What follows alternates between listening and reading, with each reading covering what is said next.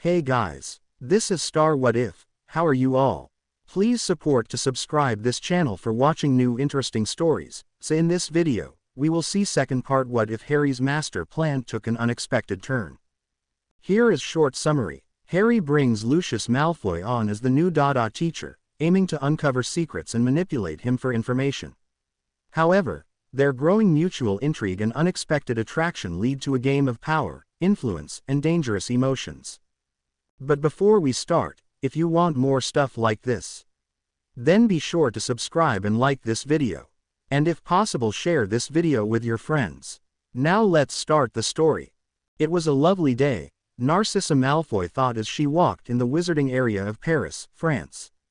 What was she doing in Paris? Well, she was shopping for Christmas, of course. So far she had bought new clothes for her son, her husband and herself. She had also bought presents for them and her sister. She meant Bellatrix, of course, since she didn't communicate anymore with Andromeda since she married a Muggleborn and disowned by their parents. That was a loss actually, since she was closer to Andromeda than Bellatrix, but she wasn't about to disobey their parents. Besides that, at that time she agreed with their parents. Her sister, marrying a Muggleborn, was unheard of to a Black. But as time went by and ever since she saw the madness of Voldemort, she wasn't inclined to think that way anymore. However, she kept her opinion to herself as not to endanger her family and not anger her husband or Bellatrix for that matter.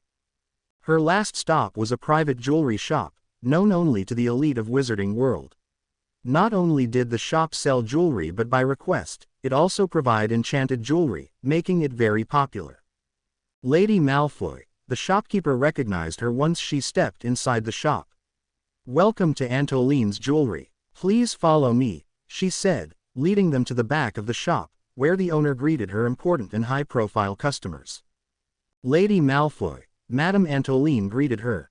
"Please have a seat." "Madame Antoline," she said curtly in reply. "I have your order ready," the woman said, walking behind her desk and pulling two black boxes from the drawer. Narcissa had ordered brooch for her son and her husband as their main Christmas present this year. It wasn't a normal brooch because she had asked it to be imbued with protection charm. With all the things that had happened so far, she thought it would help to keep Lucius and Draco safe. After all, most of the Death Eaters were free and she knew they were only buying time until they launched an attack. If Lucius or Draco were caught in the middle, at least they could protect themselves. Madame Antoline opened the lid and took out the brooches. The brooch for Draco was dragon-shaped with emerald for the eyes, while her husband's brooch was the shape of a falcon with yellow canary diamonds for the eyes. That was the form of her husband's Patronus. She nodded her head, satisfied with the result. With that, she took out her bottomless purse and removed 2 pouches full of galleon to pay Madame Antoline. "Thank you, Lady Malfoy," the woman said, then she chuckled. "You and your husband apparently have the same mind." Intrigued, Narcissa asked, "What do you mean by that?" "Well," Madame Antoline said as she leaned forward. "I'm not supposed to tell you this," she said, lowering her voice to a whisper, "but Lord Malfoy has ordered protection bracelet. He even specifically ordered for us to put the strongest protection charm on it." She then took out a black box and opened it, showing a gold bracelet adorned with emerald. The carving on the bracelet surface and the arrangement of the emerald were designed to form S letter. S for Slytherin, perhaps since Lucius had always had a fondness for his house during his time as Hogwarts students. Judging from the masculine design, she guessed that it was Lucius' present for their son. Harry sighed. Ever since his exhibition with Dumbledore, every student at Hogwarts had been talking about him non-stop. It was truly annoying. "He beat Dumbledore, you know," one student exclaimed. "It was just a fluke," the other argued. "Yeah, after all he only used disarming spell and it was full of fog." Another student joined the conversation. "Well, I would like to see you to try a disarming spell on Dumbledore," his friend challenged. "What?" the boy spluttered. "That is, it was like that everywhere he went." Students looked at him while whispering to each other, but the worst in his opinion was a group of girls consisting of varying ages that followed him everywhere. He actually thought that it was a mere luck or a fluke that he managed to use an Expelliarmus to summon Dumbledore's wand. The headmaster was old, already 150. It was no wonder that he had a loose grip on his wand. The coming Christmas holiday also made it worse for him. If he had to worry about arrays of students who flocked to him after the news about his dueling exhibition with Dumbledore got out, the situation had worsened 10 times because of the mistletoe Professor Flitwick put up as a part of decoration at Hogwarts. The charms professor put it up 1 week before they headed home. They were actually normal mistletoe, not magic or whatever to make two people under it key-ed each other forcefully. But still, the majority of the students there thought of it as the excuse to key him. Girls now even tended to follow him around, hoping to find him, under the cursed plant. He was never so thankful for the Marauder map and his invincibility cloak that helped assist him in avoiding such things. Even the threat of losing house points didn't seem to deter them. He blamed Lucius for all of this, of course. It was Lucius who forced him to duel Dumbledore. He also hated the satisfied expression Lucius had on his face after he won. The man was testing him. He knew that. Lucius wanted to see his progress, it seemed. And judging from the man's smirk after the duel, he could say that Lucius got the answer he wanted. Harry only hoped that the gossip windmill would stop after the holiday. Right now, he chose to stay at Gryffindor Common Room, reading book about Quidditch. Hermione was there too, reading one of the numerous books from her collection. Ron was having chess game with Neville. Checkmate. Ron crowed happily. Neville looked at the chessboard rather sadly. I lost again. That's the 3rd time, he muttered. Ron, however, already moved to the different topics. Hey, how about snowball fight? He asked enthusiastically. Harry and the other Gryffindors readily agreed. Of course they had to persuade Hermione at first. They were on the way out when they met with Luna. Hi Harry, Ron, Hermione, the girl dreamily said. Hi Luna, they chorused back together. We're going to have snowball fight, Harry said. Do you want to join us? Of course, she replied. Nobody has ever asked me before. But Harry, we must be very careful. Nargles are really active during this season. We must not disturb them. She told him seriously. Hermione rolled her eyes, but other than that she didn't say anything, already used to Luna's oddity. They split into 2 teams, a red team and green team. Ron was chosen to be the captain of the red team and Luna the captain of green team. The election was definitely fair since Hermione had them all draw sticks. Ron, as Harry had expected him, commanded his teammate using strategy that he probably learned from playing chess. Unfortunately, he couldn't beat Luna's good luck. As the girl threw a snowball, which they all thought to be missing, when suddenly it hit the tree behind Ron's hiding, thus buried them under the snow that had fallen from the branches. Harry flopped onto the ground, exhausted. Beside him, Luna followed his step and started to move her legs and hands around. Luna, are you okay? He asked. Probably the girl was trying to lure one of the mythical creatures she usually talked about from their hiding places. With Luna, you would never know. I'm making Snow Angel, she replied. You should make one, Harry. You too, Ron, Hermione. That must be weird scene, Harry thought. A 7th-year Gryffindor and one Ravenclaw lying around on the snow-covered ground, flapping their legs and arms. He moved his arms and legs too. After a while, he stumbled to his feet and then turned around to view his handiwork. An imprint of an angel lay on the ground. Whoa, Neville! Seamus pointed at Neville's snow angel. What? Neville asked, worried. Are you that fat? Seamus asked again, teasing him. Slimmer than you, I suppose. Dean, his best friend, snickered. As reply, Seamus threw a snowball at Dean and that triggered the 2nd round of snowball fight. Harry, Ron and the other Gryffindors cheered as Neville was trapped under the mistletoe with Hannah Abbott.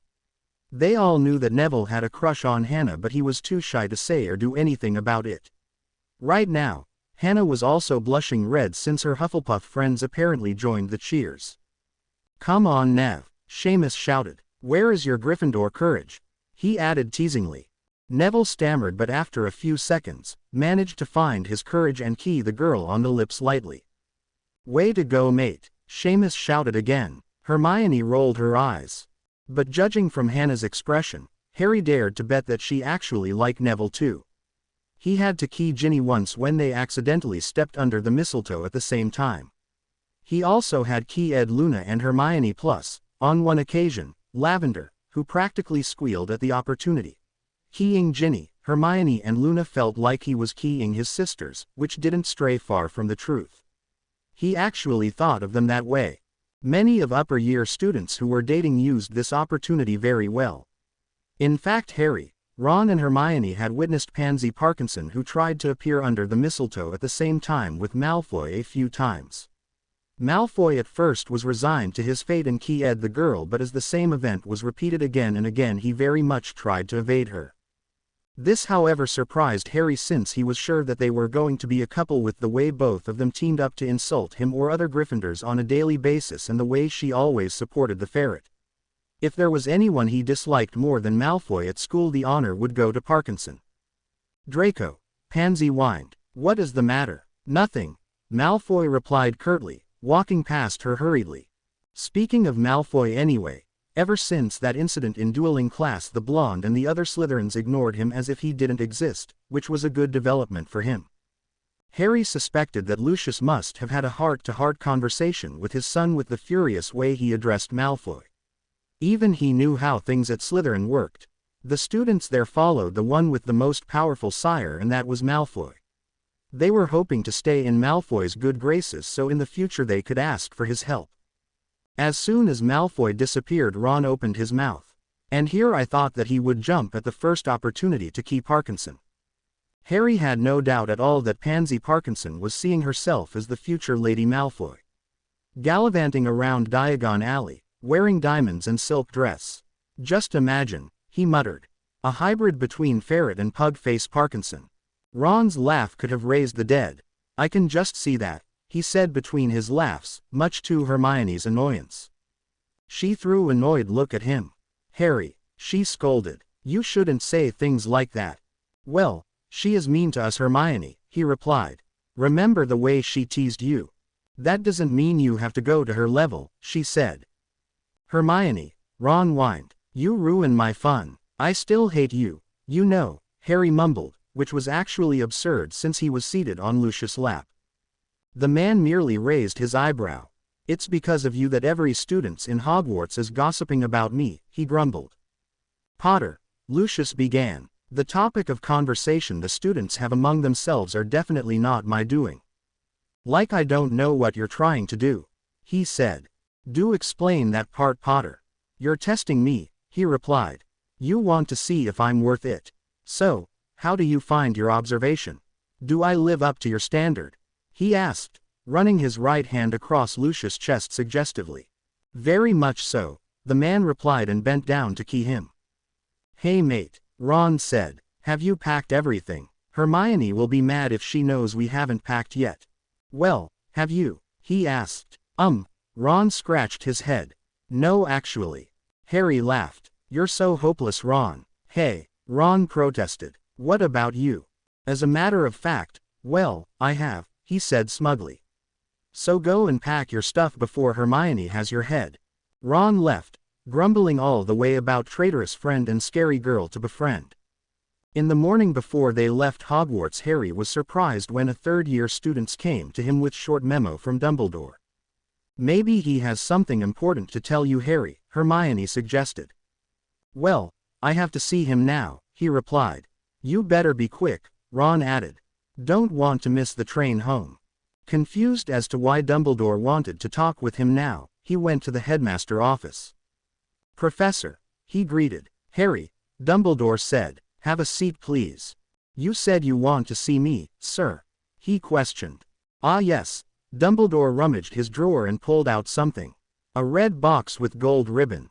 "Sir, Merry Christmas, Harry," Dumbledore said, giving him the box, which apparently was his gift. "Merry Christmas too, sir."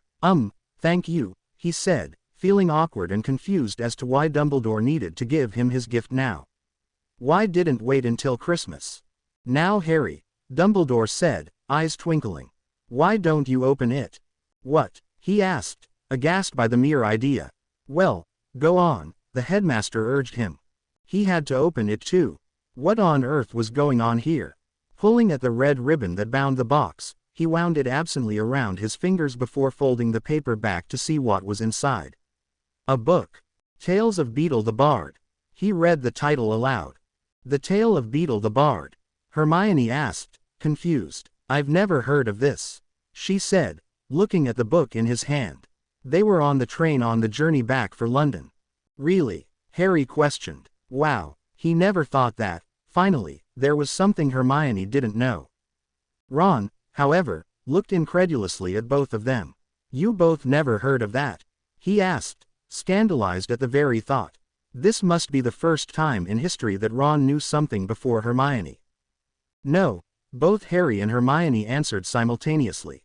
But that is children's tale, he stated. Everyone knows about it, he said adamantly. Children's tale, Hermione said, puzzled. Yes, Ron replied. Mum used to read those to us before we went sleep. Really? Hermione said. Certainly, this new knowledge attracted her interest. Well, Harry and I were Muggle-raised. We're more used to a story like Cinderella, Rapunzel or Little Mermaid. I agree with you, Harry nodded. What is Rapunzel anyway? Ron asked. It's a story about a girl who was locked at the top of the castle and the prince had to climb it using her hair so he could set her free, he explained as best as he could. Ew. Ron crunched his face in pain. That must hurt a lot. I should start looking for information then, Hermione said thoughtfully. Most books at Hogwarts Library don't cover about Wizarding World. That explains why we, as Muggleborns, never knew about such things. Can we please back to the topic? He asked, exasperated. If he didn't interrupt her now, Hermione would talk about this new revelation for hours. Sorry, Harry, she said, flushing slightly. It's about time, Ron mumbled. Okay, now, can we start to think about the reason as to why Dumbledore gave me this? He asked. Maybe the book belonged to your parents, Ron suggested, looking quite pleased with his idea. And now he wants to return it to you. Ron, Hermione began, her tone indicated that she was talking to 5 years old. If the book belonged to Harry's parents, Professor Dumbledore would have returned it at our first year along with Harry's invisibility cloak. Oh, Ron said, visibly deflated when his idea was rejected. Precisely, Hermione said again. I think that, maybe, Dumbledore wants to tell me something, Harry said. Tell you what? Ron asked. That you should read tale before you go to sleep. He questioned, snickering. Hermione snorted. Please, don't be ridiculous. He opened the book. A note fell out. Hey, look at this. I'm quite fond of Three Brothers. He read aloud. What's Three Brothers anyway? That's it. Dumbledore wants you to read the story. Ron exclaimed. Three of them exchanged look again. Well, I'll read it then, Hermione said, then began reading the book. Three brothers told them about how three brothers who, traveling together, reached an impassable river. They made a magical bridge over the river. But, halfway across, they met the personification of death who was angry for losing 3 potential victims. He pretended to be impressed by them and granted each a wish as a reward. The eldest brother asked for an unbeatable dueling wand. The middle brother asked for the ability to resurrect the dead. The youngest brother didn't trust Death and asked for a way to stop Death from following him. Death gave him his cloak of invisibility. Afterwards, the brothers went their separate ways. The eldest brother, bragging about his powerful wand, was robbed of it and murdered while he was asleep. The middle brother used his ability to bring back the woman he loved who died before he could marry her. However, she was not fully alive and was full of sorrow. He killed himself to join her in death. As for the youngest brother, Death never managed to find him as he stayed hidden under his cloak. Many years later, the brother removed his cloak and gave it to his son. Pleased with his achievements, he greeted Death as an old friend and chose to leave with him as an equal. So what do you think? He asked after they finished listening to Hermione. Ron shrugged. I don't know. That's only a tale before sleep after all, even though it would be fun if I have the unbeatable wand. Hermione shot him a sharp glare. The oldest brother was killed because of it, she said. Ron rolled his eyes. That is because that idiot went and announced it to the world that he had the wand, practically asking to be robbed. If I keep silent, who'd know that I possessed it? Yeah, right, because you'll be able to keep a secret for more than 5 minutes. Hermione sarcastically said. He was about to stop their argument so that they could back to the topic when the train stopped. They had arrived at London. In the blur of activities, getting their trunks, searching their families in the station and hugging them when they were found. The conversation was forgotten. Weddings were a busy affair, as Harry had discovered. Mrs. Weasley didn't stop to bark orders after orders about what had to be done, even with Dobby and Winky helping, since the wedding was held at Grimmauld Place. The Weasleys had offered their place, but Remus felt that he shouldn't accept their offer since he wasn't a family, so Harry bullied him into holding it at Grimmauld Place. It was a garden party, attended by only a close friends and family. Ron had tried to evade Mrs. Weasley because she kept ordering him around to help. "But Mum," he complained, "Harry already has Dobby and Winky to help." That earned him screeches from both his mother and Hermione, who was grumbling about poor treatment to house elves. If this was how Mrs. Weasley behaved around Remus' wedding, Harry shuddered to think about what would happen with her own children's. "Harry," someone called him. "Remus." The man's face was troubled. Was there something wrong? "What's it?" he asked. Remus didn't say a word for a few moments. "I want to go Godric Hollow," he finally said, "to visit your parents' graves, and Sirius, and I'm wondering if you want to come with me." Harry took a deep breath. Visiting his parents' grave. He had never been there before. Speaking of it, he didn't even know where they're buried. He nodded shakily at Remus. "They apparated there." Harry looked around him with interest. For over 1,000 years Godric Hollow has been home to notable wizards and witches, and has been most famous as the birthplace of Hogwarts founder Godric Gryffindor.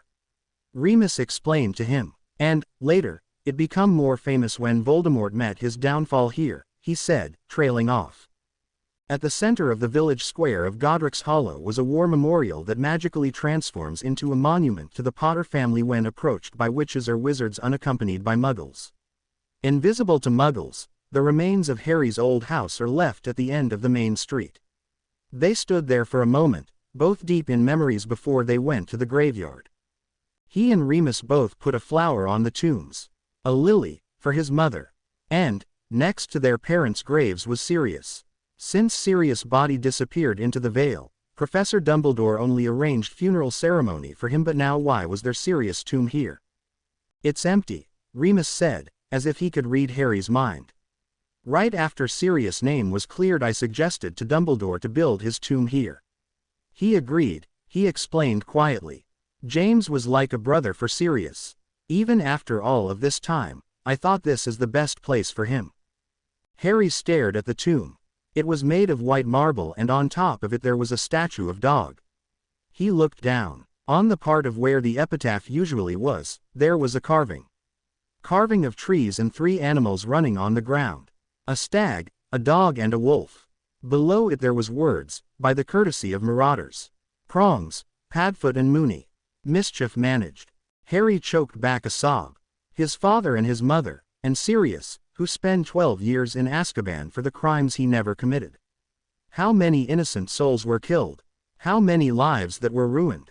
Only because of one single madman. "We're running in the forest," Remus said softly. Once a month, Harry knew this story being told by Sirius. "We're only teenagers at that time, a carefree teenagers, with the world at our feet. Didn't care of anything." He smiled fondly at the memory with eyes unseeing. "If I close my eyes it's as if I could see them again. We're so happy back at that time." He didn't know for how long he and Remus both stood here. He was surprised when Remus gently shook him, telling him that they should go home now before they both froze to death in cold December winter. He turned to his parents' tomb for the last time before they apparated away and, for the first time, noticed the inscription on the grave. "The last enemy that shall be destroyed is death." It was weird. Why would they put words like that on there? Remus and Tonks had a small private ceremony, attended only by Andromeda and Ted Tonks, the Weasleys, the Order of Phoenix members and Hogwarts staff. After that, they would have their honeymoon in Bali. The couple was interested to go there after hearing Hermione's story about her summer holiday there. After the wedding came Christmas, Harry's favorite time of the year. Charlie had come home to celebrate Christmas with the family while Bill had gone to France to celebrate it with Fleur's family since the year before she had came to the burrow. He was in the middle of his meal when a loud gasp from Mr. Weasley caught his attention as well as everyone else's. "What it is, Dad?" Charlie asked. "I can't believe it." Mr. Weasley muttered in shock. What? Now the entire table had shifted their focus to Mr. Weasley.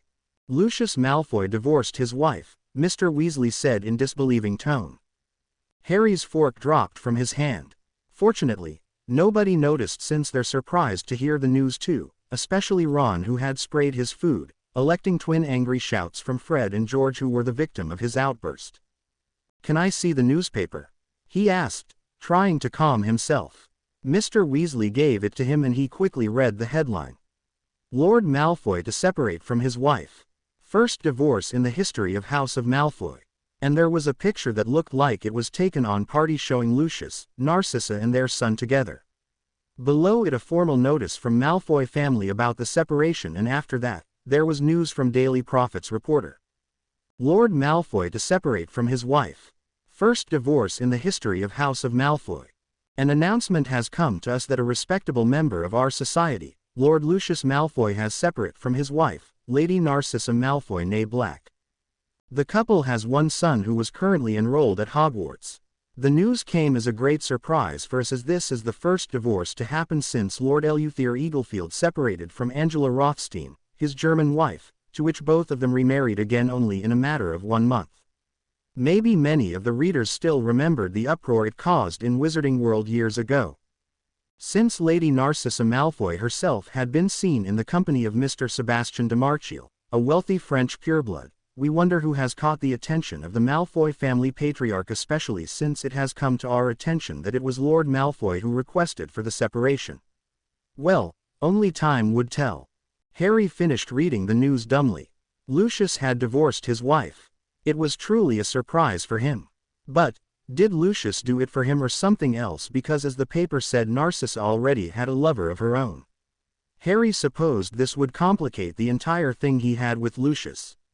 He still didn't know what to call the relationship they had at this point. When he began all of this he didn't think that it would go to this far. His plan was only to get Bellatrix's location, have the Aurors catch her, then say goodbye to Lucius. In fact, Harry had hoped to imprison him along with Bellatrix in Azkaban. He didn't think that he would be attracted to Lucius. What should he do now? Furthermore, did Lucius truly leave his wife for Harry, or had he read too far into the story? Well, he had to see how this developed before he could decide what his next step would be. Mr. Weasley was still murmuring about the article when Mrs. Weasley suddenly yelled, "Boys, Hermione is here." Hermione had attended Remus' wedding, but after that she had gone home with her parents, and on the 23rd of December they would go to the Burrow to spend the Christmas together. They would stay at Grimmauld Place, of course, since there wasn't enough rooms for Mr. and Mrs. Granger. Mrs. Weasley showed up in the kitchen with Hermione and her parents behind. Doctors. Mr. Weasley spotted them and greeted them heartily, starting to talk about all the Muggle things he loved. Typical of him. Hermione went to sit beside Harry. "Hi guys," she greeted them, then her eyes fell on the newspaper. "I see that you have seen the paper too," she said, looking straight at Harry as she talked. Yeah," he mumbled. Ron, who didn't understand their talks, said, "I can't believe it. Lucius Malfoy left his wife. Maybe that annoying ferret won't be so arrogant now." "Ron," Hermione scolded him, "you can't go around blabbering about that no matter how annoying Malfoy is." "But Hermione, he always insult my parents too. And Harry's." She glared at him and Ron cowed. "That doesn't mean that you have to sink to his level," she said. Ron, who knew better than to cross her, could only nod it obediently. Harry, who also knew her well, knew that she was dying to have an opportunity alone with him. Unfortunately, she didn't have a chance to corner him alone since the Burrow was bustling with Christmas spirit and activities that meant decorating the place using all the Christmas accessories known by the mankind. Harry was woken by Dobby and Winky, who wanted to give him his Christmas present.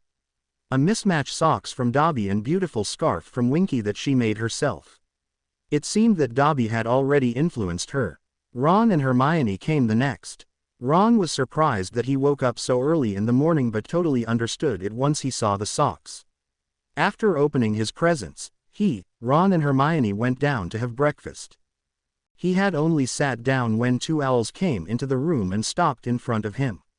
Each of the owls had parcel, wrapped in green paper and silver ribbon. A further observation told him that one of the owls also had a letter with him. He quickly read it.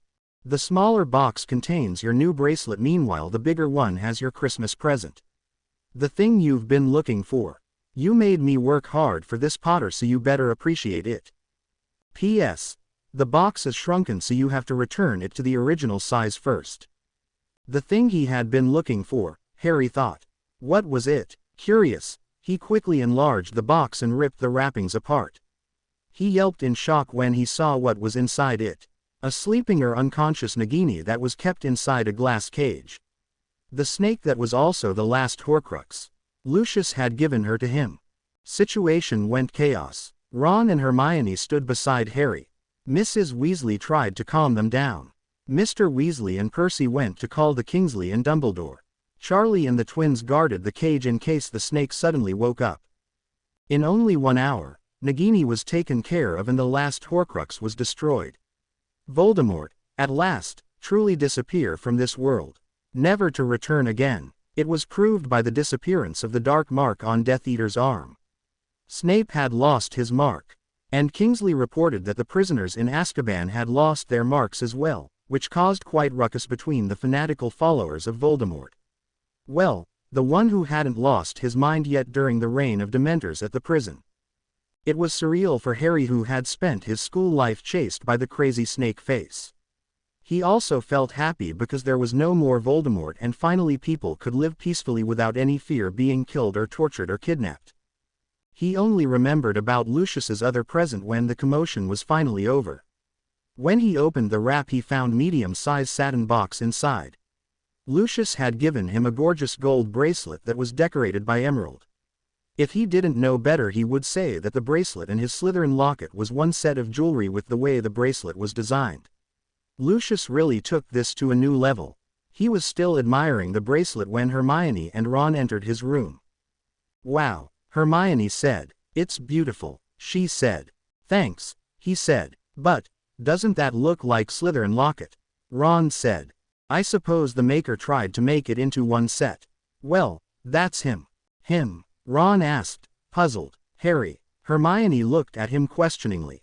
He nodded at her. He thought it was time for him to tell them the truth before it went too far. My boyfriend gave this to me, he replied. What? Ron yelled before he sat down on the bed. Hermione gave him a sharp look. Your boyfriend? Ron asked weakly. Since when Harry had boyfriend? When he didn't know about it. He was Harry's best friend.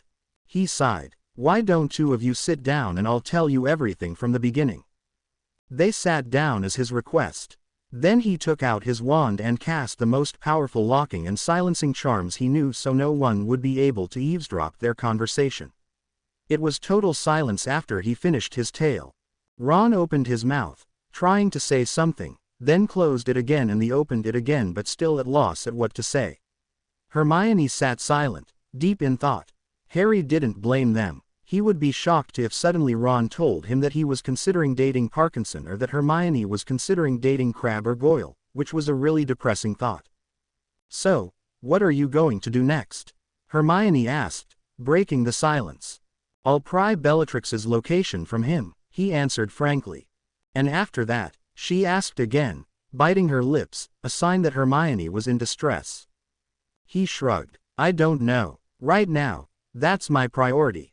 After that, I guess we could sit and talk about what we want and what we're going to do. And if this is real or just a game. Hermione took a deep breath.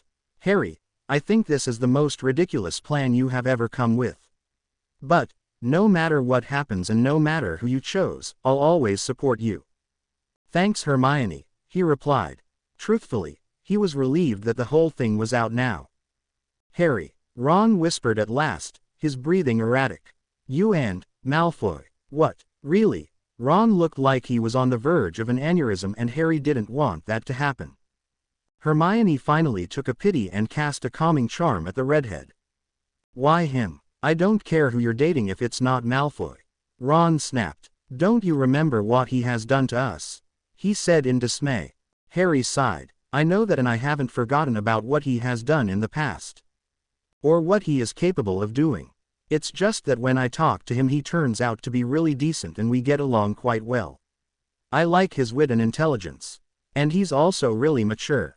I don't think I can handle another crying show." He paused briefly. "And he has helped a lot too." He sighed again. "I don't really know how to put this to words, you know. But the thing is, I'm not asking you guys to understand. I only ask you to accept my decision." Ron was quiet for a few moments. "Fine, but if he insults me or my family, I'll hex him." He grunted. He smiled at Ron's response. "Don't worry. In fact, I'll help you." Ron laughed at then before he turned serious and said, "But, still Harry, I think you have gone nuts." "Yeah," he replied. "If this happened years ago I may have to agree with you." Remus and Tonks had come back from their honeymoon a few days before they went back to Hogwarts. The couple bought souvenirs for them and they also showed the pictures that were taken in Bali. There were pictures of Remus and Tonks walking in Kuta Beach, standing in sunset in front of Tanalot, eating seafood at Jimbaran, watching dolphin at Lavina and many more. Tonks had explained each of the event in which the picture were taken in great details. Harry was glad to see Remus seemed so happy and informed him about Nagini. The man was surprised, but he was glad for it and hoped that Harry could live peacefully now that Voldemort was gone. Soon, the Christmas holiday was over and they all went back to Hogwarts. Harry still saw Narcissa at the perron, saying farewell to her only son. Almost every student and every parent who knew about the news couldn't take the eyes off of them. Ignoring them, he climbed into the train with Ron, Hermione and Ginny. Ron went to sit with Neville and Luna. Meanwhile, Ginny went off to find her friends. He and Hermione did their duty as head boy and girl at the train, and after that, he told Hermione to go to their compartment first because he wanted to meet Lucius. Lucius sat on the last compartment on the train. Soon, he was knocking the door and without waiting for permission entered. "Lucius," he greeted the man. "Potter." Lucius inclined his head slightly. He walked over the man and dropped himself on Lucius' lap. "I have received your gifts," he said, looking up at Lucius' face. "Well, what did you think about it?" Lucius asked and then lowered his head, his mouth brushing Harry's. "It was perfect," he whispered. "And now I want to say thanks." With that he proceeded to key Lucius. Lucius keyed him back, thrusting his tongue into Harry's mouth. They broke apart a moment later, both breathing heavily. The man then slipped his hand around the back of his head and gave him a long, intense key. Lucius then buried his face in the curve of Harry's shoulder, his breath hot against his throat before he began to key Harry's neck. The key and bites along the slender column of his throat brought a beep from Harry. This was nice, he thought dazedly. They should be doing this often. Two of them were so absorbed in their activity that they didn't notice when the door of the compartment was open and someone stepped in until a hysterical voice shrieked out, "What the hell both of you are doing?" Both of them turned, only to find a furious-looking Draco Malfoy. Christmas this year wasn't as great as Draco Malfoy predicted. True, he got a lot of presents. More than the usual amount actually. But the separation of his parents dampened the holiday for him. The divorce had come as a big surprise. Draco had known since he was a child that there was no love between his parents. They married because they were betrothed since they were children. His mother had her own lover as did his father. But he never ever thought that one day his father would leave his mother. Divorce was practically non-existent within pureblood society. Well, the upper-class pureblood who was wealthy and practiced old ways if he had to be honest about it. So, naturally, he was curious as the reason why suddenly his father decided to leave his wife. Or, more precisely, as to who the person his father was having relationship. Because Draco never pictured Lucius Malfoy as someone who was that sentimental, leaving his wife for his lover, whim. Even to him, his father was still as cold as ever. Narcissa Malfoy, soon to be black again, and Draco suspected the soon-to-be Lady DeMarchiel, took the news quite well. She even wished her husband luck. Draco then asked if she knew something. Narcissa confided that she knew that Lucius was having correspondence with someone since Christmas a year ago, but she didn't have a clue as to the identity of the mysterious person. His father also never said anything. And he didn't ask either. No one questioned Lucius on anything he did if they still valued their life. That was pity since Draco really wanted to know if he was going to have a stepmother soon. Soon, the holiday was over and he had to return to Hogwarts. People were staring at him and his parents at the station. That included three banes of his existence, Potter, Know-It-All Granger and the Weasel. Although their reaction was different from the other. Weasel couldn't seem stop staring at them with eyes budged. Meanwhile, Granger tried to rein her boyfriend. Potter, on the other hand, only gave them a brief glance before returning back to whatever he was doing. The Git probably thought he was above them. Draco scowled inwardly. Narcissa said her customary farewell to him and his father before leaving. He then went to join another Slytherins and Lucius went to sit in the last compartment on the train. During his school days, aside of his father, only Lupin, that werewolf, used the train as their method of transportation. Unfortunately for him, his choice of compartments meant he was in the same place with Pansy, annoying, Parkinson. The girl, since the beginning of their 7th year, behaved like leech around him. Draco was having hard time shaking her off. He knew it was because she thought that after graduation they would get married and she would become the next Lady Malfoy, free to use all the gold in Malfoy Vault. Not bloody likely. He truly hoped that he could bring the matter to his father soon to wake the girl from her fantasy world. Beside that, there was a girl, 1 year below him, that caught his attention. The youngest daughter of Greengrass family. He was complimenting the best way to talk to his father when he saw Potter walked past his compartment, alone, without those two faithful servants. Imagine his surprise when he saw that Potter went straight into his father's compartment. What the hell was Potter doing with Lucius? He waited outside for a few minutes but Potter didn't come out. Fed up with the waiting, he knocked the door and waited. But there was no response. Potter didn't hex his father, did he? Draco knew that Lucius could handle Potter but still, so, he braced himself and opened the door. However, the sight that welcomed him wasn't what he had expected. There was no unconscious Potter lying on the floor with his triumphant father. There was no badly hexed Potter with green skin either. No, what he saw was unbelievable. Unthinkable to his brain. The worst nightmare he ever had to experience. He saw Potter and his father keying passionately. He couldn't believe his eyes. Had someone hexed him without his knowing? Was that the reason for having this hallucination now? He stared at the scene in front of him. Only after Lucius moved to key Potter's neck did he snap out from his stupor. "What the hell both of you is doing?" he yelled furiously. The keying pair broke up, hearing his exclamation. His father's eyes widened a bit at seeing him before they returned back to his usual cold, emotionless expression. Potter looked very surprised. The bane of his life looked at him and then back to Lucius and then back to him again. The Git opened his mouth as if to say something before decided against it. Draco felt he was going to explode with anger. His father keyed his worst enemy. An enemy who was younger than his own son. Why the hell would he do that? Draco's head hurt just from thinking about it. Harry Potter meanwhile, couldn't believe it.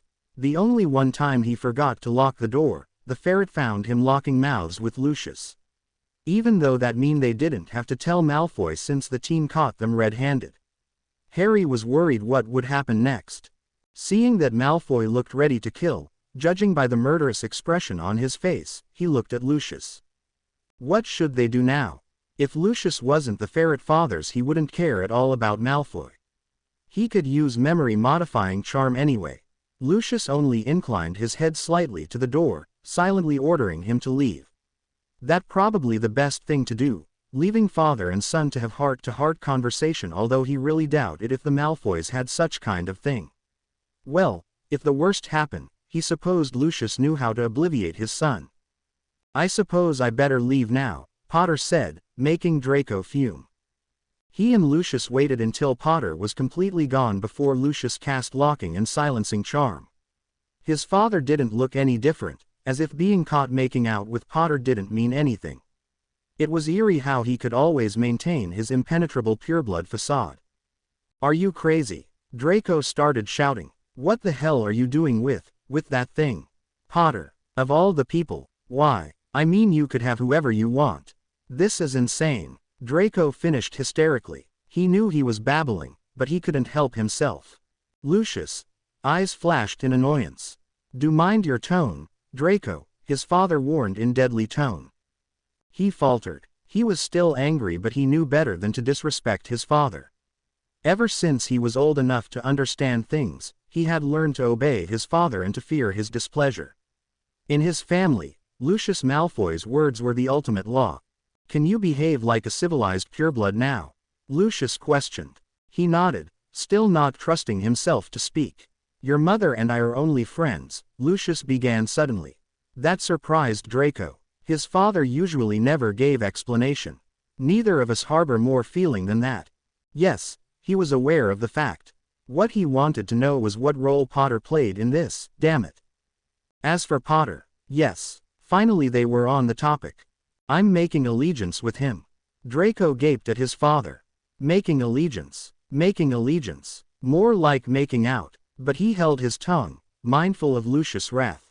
Potter is a strong and powerful wizard with enormous influence over the wizarding world. It would be very prosperous if we could use him to further our influence. But, what about the Dark Lord? There, he finally had to say something. Lucius smirked. Surely you have noticed the absence of the dark mark on my arm. Yes, he had. It was truly hard to believe that the Dark Lord finally gone. Banished by Potter, but he returned once. Maybe he could do it again. And the Dark Lord will never return to the world of living again. Potter has made sure of that. Draco's head was spinning. His father wanted to use Potter. That was acceptable, since, at first, he also wanted to befriend the said boy. But to go as far as cavorting with the Git. And what about Dumbledore, father? He asked. Surely, the headmaster wouldn't allow it. Dumbledore is 150 now. Lucius sneered at the mention of the headmaster. He will not be here forever. And, when he is gone, who is going to step forward and replace him? Potter. That messy-haired teen. Draco knew the answer instantly. You are 17-year-old boy now. It's high time for you to think and to behave like an adult. Lucius said sharply, regarding his son with cold look. As far as I can see, you have been yet to act like a Malfoy heir should. That stung, but he kept silent. Shame, because he had disappointed his father. Centuries have passed. Dark Lords come and gone. Whether it's Grindelwald or Voldemort. Draco was certain his jaw had dropped to the floor. In his entire life he never heard his father address you-know-who by his name, or anyone for that matter. In fact, the only ones to call you-know-who Voldemort were only Dumbledore and Potter. To hear that word come out from his father's mouth had proven to him his father's stance and seriousness about this whole thing. Regardless of which side or who has the power, we Malfoys always emerge as the victorious party, Lucius continued. It's not any different this time. We shall do what we can to heighten the glory of our family. Our first and foremost loyalty is always to the House of Malfoy. Never forget that. Silence fell. Draco looked at his father. Lucius looked like he was a statue, carved from ice. So emotionless and ruthless. If the man in front of him wasn't his own father, and if he didn't know that Lucius loved him, he may have run away in fear. And if Potter saw Lucius in his state right now, the Git would be running for his life too. You may leave now, Lucius said, dismissing him. And, remember Draco, I have invested much effort in this and I will not let anyone ruin it. Not even you. Do you understand? Yes, father, he replied obediently. You may leave now. And remember Draco, I have invested too much effort in this and I will not let anyone ruin it. Not even you. Do you understand? Yes, father. Harry pulled his extendable ears. The newly improved one courtesy of Fred and George Weasley. It could pass through all but the strongest silencing spell. The twins had given it to him as they saw him as a partner's. Fortunately, it wasn't sold in their shop even though the prospect of the chaos it could cause was great. The three of them agreed that it would be too dangerous if it fell into Death Eater's hand. He quickly cast disillusionment spell so that Malfoy couldn't see him. He waited until the other teen disappeared from his view before re-entering Lucius' compartment. Lucius merely lifted brows at him. Back so soon, Potter? Aren't you too curious for your own good? He asked, eyes glinting like steel. Technically, it was you who asked me to leave. Anyway, it was an interesting conversation, he said slyly. Ambitious as ever, aren't you, Lucius? As is expected from any Malfoy, Lucius replied. Although, eavesdropping Potter. My, what would people say about that habit of our supposed savior? Harry had to grin at this. If Lucius were someone else they would try the best to explain it to him, saying that it was a misunderstanding and no, they didn't try to use him, so they could come back in his good grace. But not Lucius. True, he said, casually moving into the man's lap, totally ignored the fact that Lucius knew that he had eavesdropped on the conversation between him and his son. Was he angry to hear that Lucius planned to use him? Not at all, since he also planned to use the man. Besides that, if Lucius suddenly began spouting about his eternal and undying love, Harry would be the first to call St. Mungo's to check the man's mental condition. That is the Lucius Malfoy I know. And I would expect nothing less from you, he said, then closed the gap between their mouths. He left Lucius' compartment after the train arrived at Hogsmeade Station. Ron and Hermione were already waiting for him. Both of them had different expression on their faces. On Hermione's, it was curiosity about what he was doing with Lucius that took time the entire ride. As for Ron, he was a bit pale. The teen was trying very hard to banish the thought that his best friend was dating the person who always insulted his family. 3 of them sat in one carriage. Luna and Neville had gone off first because she insisted that a Raxpert was lonely, so they need to accompany the creature. Well, that was Luna. Ever the eccentric one, Harry thought fondly. Since the incident on the train, Malfoy was behaving truly weird in Harry's opinion. The blonde would look at him, then when Harry caught his eyes Malfoy would quickly avert his eyes. In addition, Malfoy looked like he wanted to talk with him, but the blonde never had the courage to approach him, which was truly understandable. Malfoy had caught his father making out with a boy younger than he was, for crying out loud, who also happened to be his enemy at school and had been since they started. It was amazing actually, that Malfoy hadn't cracked yet and started throwing curses or hexes at him. Then again, Lucius had strictly warned his son to stay away from his affair, and Malfoy wouldn't, in 1,000 years, disobey his father. As Hermione had told them before, for the first time Hogwarts would hold a Newt's preparation test in February. She started grilling them to study, something that annoyed Ron to no end. Especially since Quidditch was temporarily cancelled for the test. He couldn't stop grumbling about it. But that is my life-saver, Ron said in distress, eyeing the 7th-year students who were studying in the library disgustedly. Neville was the most dedicated of them all, second after Hermione. How could they ruin it? He beeped. If you use the time you have wasted whining to study, you would already finished Transfiguration for tomorrow lesson, Hermione interrupted. Honestly, think about your future for once. I don't need Newts to become Quidditch player anyway, Ron stubbornly replied. He had told them that he wanted to become keeper for Chudley Cannons, his favorite Quidditch team. Fine, Hermione snapped angrily. It's your future anyway. She stood, grabbed her things and turned to leave the library. Ron, Harry hissed at his friend. What? He asked, confused. It's the truth. Ron defended himself. I didn't mean to offend her. Seriously, mate, I think she need to loosen up about this whole studying thing. We've been here for what, a few days after Christmas holiday. Harry merely shook his head at Ron's antics. The redhead would never change, it seemed. Moreover, Hermione knew it too. That didn't mean she would stop ordering them to study. She was used to it. The next day, Professor McGonagall gave them mini-test, which made Hermione smiled smugly at Ron's horrified expression. Not only McGonagall, even in the defense against the dark arts class, Lucius also gave speech about the importance of Newts. Of course, it was entirely done in his way of talking. As usual, Harry went to Lucius' quarter and found that the man was already waiting for him. So, how are you? He asked after breaking the key they shared together. I believe that we've just seen each other no more than a few hours ago, Lucius said sarcastically. He snickered. Anyway, he began, I want to talk about your Christmas present. At Christmas, he had sent letter to Lucius saying that he would give the present later after they went back to Hogwarts. He actually was confused as what to give the man who already had everything. Last year he gave him Phoenix Tear, but to this year, he really didn't know until a thought flashed in his mind. And what is it, Potter? Lucius drawled. Something I'm certain you're going to like, he said, running his free hand, the one who wasn't around Lucius' neck, across the man's chest suggestively. Really? And Lucius went down to claim his mouth in a long passionate key. Harry keyed him back, equally enthusiastic, winding both his arms around Lucius' neck now. The next few minutes were spent to make out. He didn't even realize when or how Lucius had laden him down on the couch. What he knew was he was lying underneath Lucius right now and he had both of his legs wrapped around Lucius' waist. The man in question was busy keying and beeping his neck. He truly didn't know how they came into this position. But as much as this was fun and pleasurable, Harry didn't want to go that far with Lucius yet. Beside of that, he had something to tell the man. Lucius, he tried. Lucius. Lucius finally paused his activity. What is it now? He sounded quite annoyed that Harry disturbed him. I haven't told you what the present is and when we're going to retrieve it.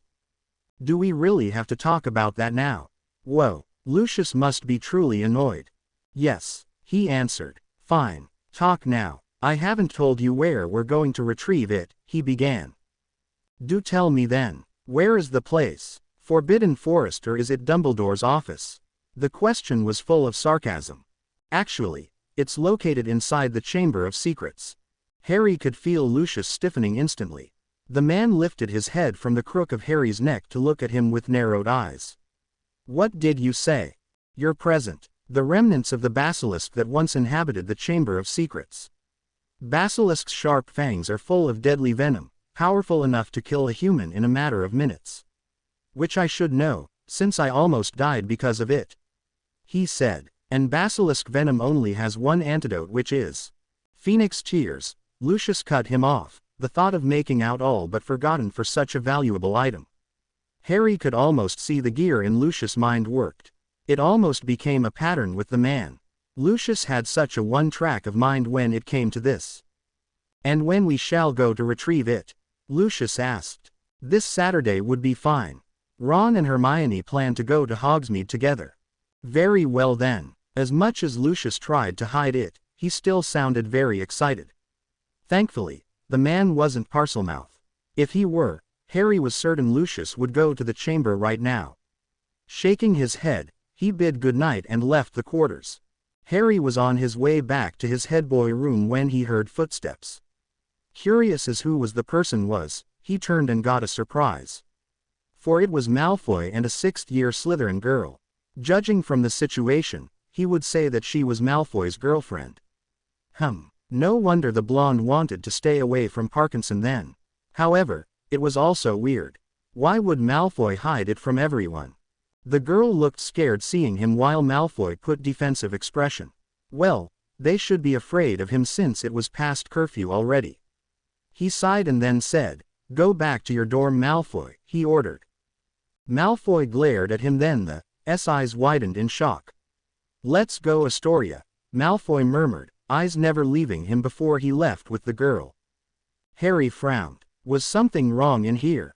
Did he have something funny about him that he didn't notice? Confused, he walked back to his room. Hermione was still in the common room, reading a book. Ron was nowhere to be seen.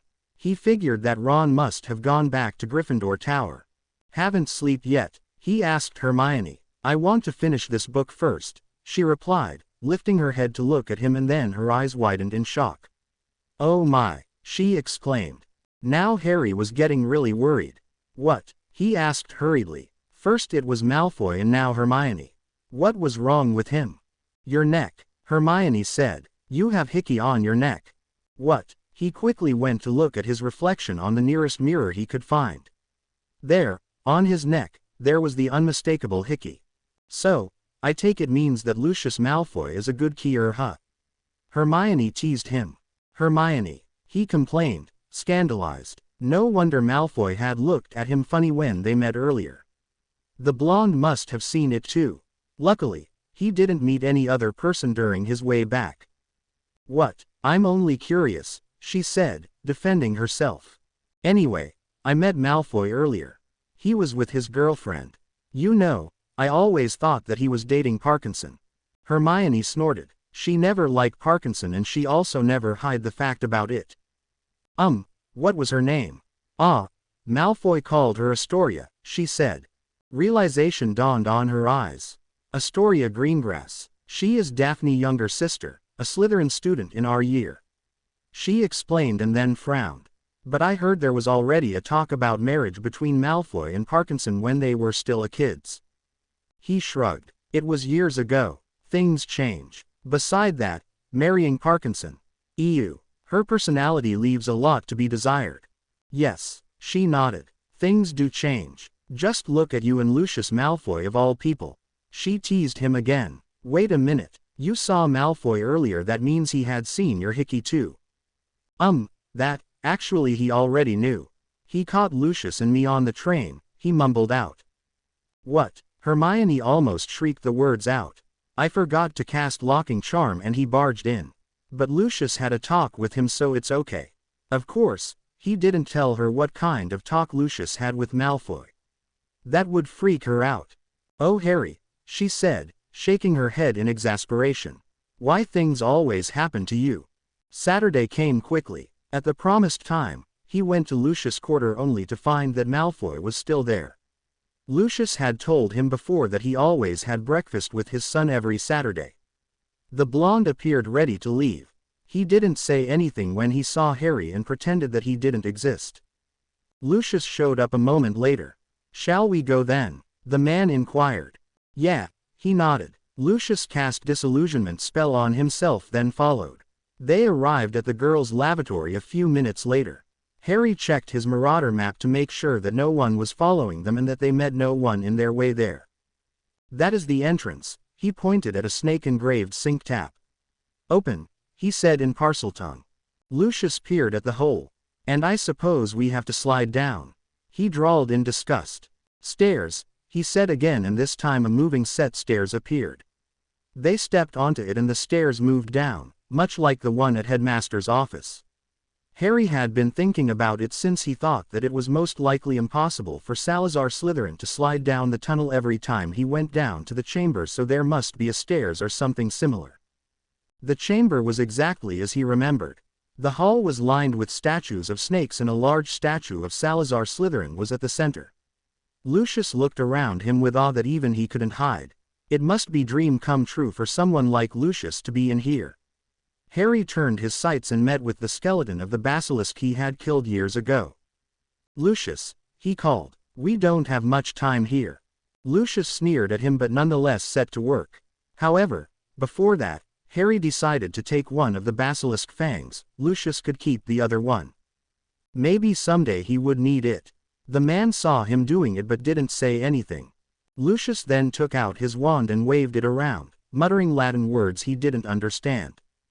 The bones that were still attached to each other suddenly tear apart and moved into one big pile.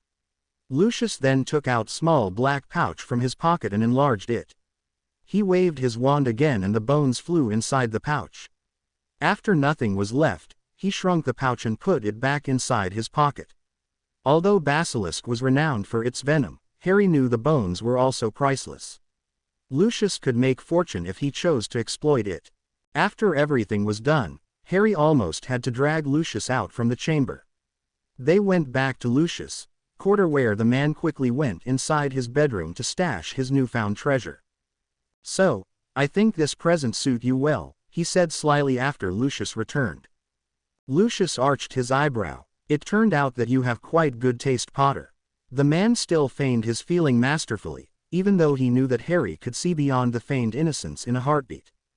Harry grinned and then looked at his watch. Anyway, I have to leave now. I have Quidditch strategy to discuss.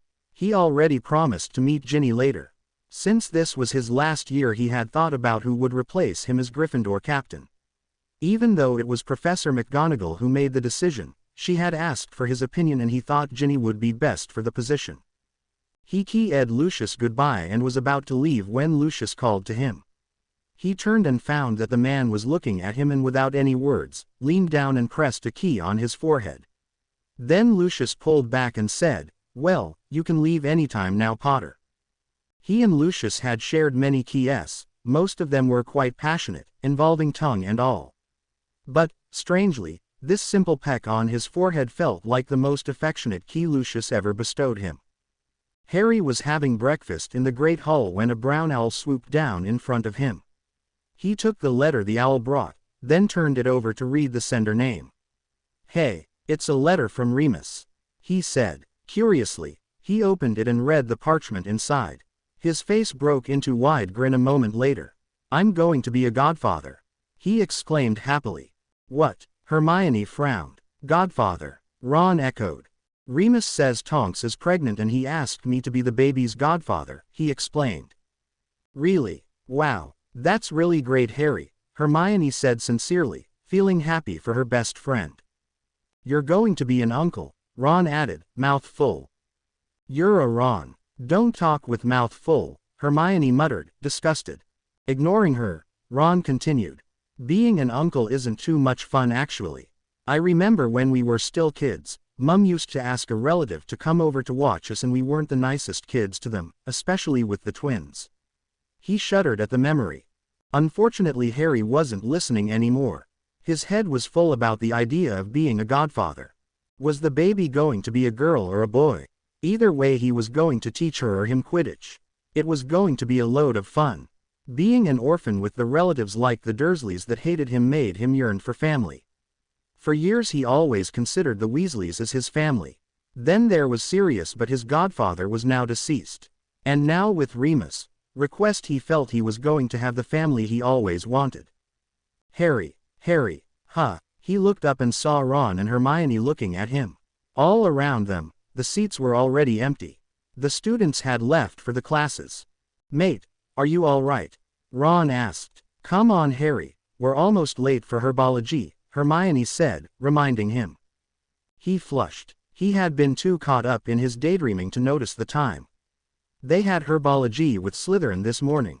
And, as always, things were bound to happen. Sprout told them to split into groups, consisting of 2 people. Ron immediately latched onto Hermione while giving Harry an apologetic look, but that was fine with him. So, instead, he worked with Neville, who was the best student in herbology. "But Draco," a loud whiny voice suddenly broke out, courtesy of one Pansy Parkinson. "We're supposed to work together."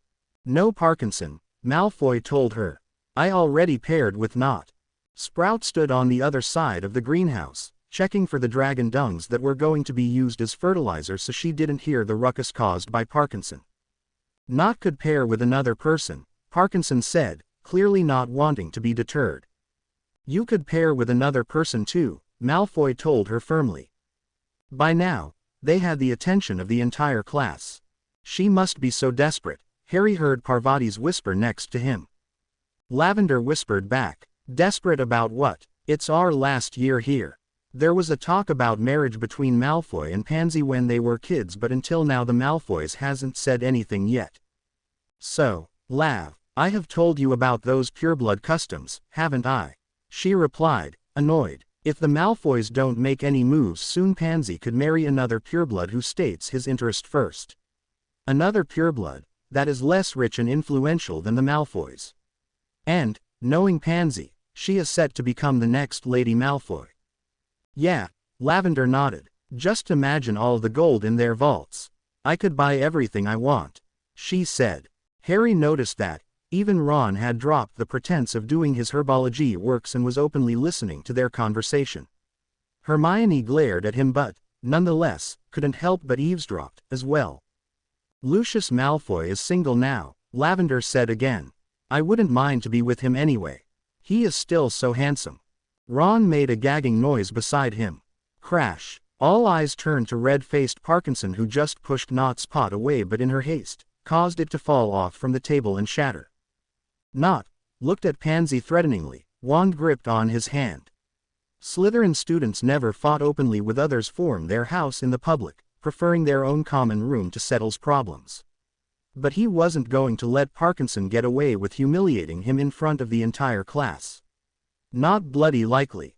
Harry, sensing a trouble brewing, quickly interrupted. "Now, that is enough," he said calmly. 5 points from Slytherin for disturbing the class, Parkinson. Pansy turned at him. "You can't do that, Potter. You're not a teacher," she said angrily. "No, but I'm a head boy and therefore I have a right to give punishment. Now, Get back to work before I deduct more points from Slytherin. He ordered the girl. She looked at him with pure hatred before turning and walking away, muttering something that sounded like filthy half-breed. Ron opened his mouth to retort, but he shook his head. The redhead seemed want to argue, but Sprout's arrival ceased it. After the class, Malfoy bumped into him at their way out.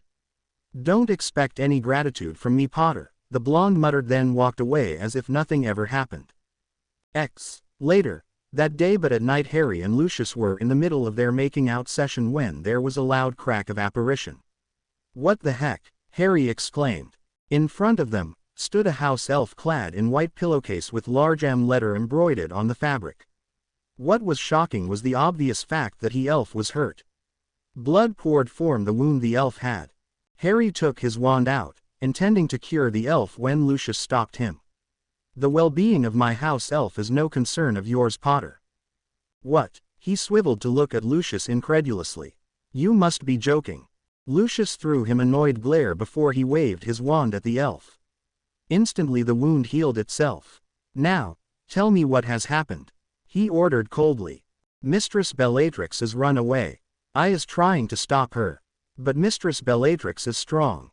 She cursed the elf wailed. That confirmed what Harry had been thinking, that Lucius hid the woman when he heard the elf words. But now Bellatrix had run away and she was bound to cause more problem now. "I is bad elf. Bad elf." Then she threw himself at the wall. "Lucius," he snapped angrily, seeing the elf like that.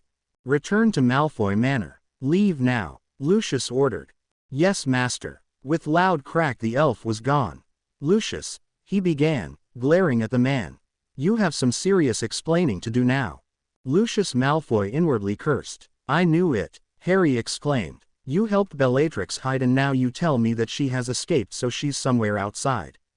Who knows what kind of things she is going to do." With each word, Potter's voice was getting louder and louder. Lucius could feel the magic suffocated the air around them. And, by the end of the outburst, all furniture in the room had shattered beyond repair, except for the couch they were sitting on. Honestly, the teen had to learn to control his emotions better. Lucius thought that Potter would know about it now, but it seemed he had overestimated him. "You really need to do some serious explaining," Potter said, folding his arms over his chest while glaring at him. Lucius cursed inwardly. That blasted former sister-in-law of his had ruined everything he had planned. After his divorce with Narcissa, he planned to have some kind of accident happen to Bellatrix. Narcissa wasn't an idiot. She knew it would be him who killed her sister. But there was nothing she could do anyway with Bellatrix, as mad as she was. Narcissa knew that she couldn't hide her sister forever.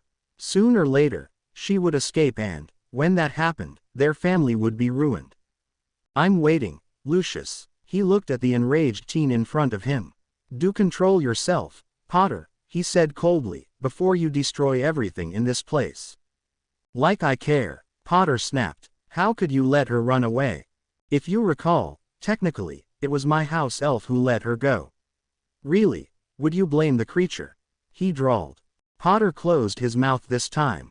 "I would have killed Bellatrix if she didn't run away," he said at last. "I never liked her and, with my separation from Narcissa, she knew that she would lose my protection. She might be deranged, but she's far from stupid." "And what are you going to do?" Potter asked, finally losing a good portion of his anger. "I shall look for her," he replied, "and, when I find her, she shall perish." Potter didn't say anything after that. The Great Hall was bustling when Harry arrived there the next day. Hermione and Ron waved at him from Gryffindor table with expression on their faces. Next to them, Neville's expression was grim. And, or so it seemed, the whole of the Great Hall was also staring at him. What was going on here? He got his answer when he spotted the headline of Daily Prophet. "Death threat to Harry Potter. Bellatrix Lestrange attacked Muggle Airport." He quickly took the newspaper offered by Hermione and began to read. "There was a deadly attack at Heathrow Airport last night. Several explosions happened that killed hundreds of Muggle.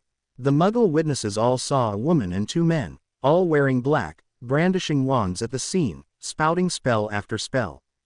The ones doing it were none other than Bellatrix Lestrange, the #1 follower of the Dark Lord," her husband Rodolphus Lestrange and her brother-in-law Robaston Lestrange. Then, before they apparated away, Bellatrix Lestrange screamed, "You'll be the next Potter." A team of Obliviator has been sent to modify the memory of Muggles who had witnessed the attack. Also, Rufus Scrimgeour went to speak with the Muggle Prime Minister concerning the attack. For the secrecy, they decide to blame the incident on a methane explosion. Scrimgeour also will hold a meeting concerning the safety of Harry Potter with the threat Bellatrix made. For the speculation as to where Bellatrix Lestrange hid in all of this time, please read page 2 to 3. For the possible methods to ensure Harry Potter's safety, please read page 4 to 5. For the Ministry of Magic's effort to catch the remaining Death Eater, please read page 6. For those who are wondering what airport is, it's a place where the Muggle gather to travel using aeroplane. Their way of transportation instead of a broom. For further information, please read page 7. He looked up from his newspaper to find the entire Gryffindor table looking at him, waiting for his response. "Harry, are you all right?" Hermione asked worriedly. "That is unexpected," he said, not knowing quite how to respond. He would have liked to think that he was still in shock. It was only last night that he found out the truth about Bellatrix, and now this morning, he had read news that stated she had killed hundreds of people. She worked fast, didn't she? She is one kind of bitch, Ron said heatedly. This time Hermione didn't even bother to reprimand him, choosing to focus her attention on the teen in front of her. "Let her come," he said suddenly. "Harry," Hermione asked. "She wants to kill me, right?"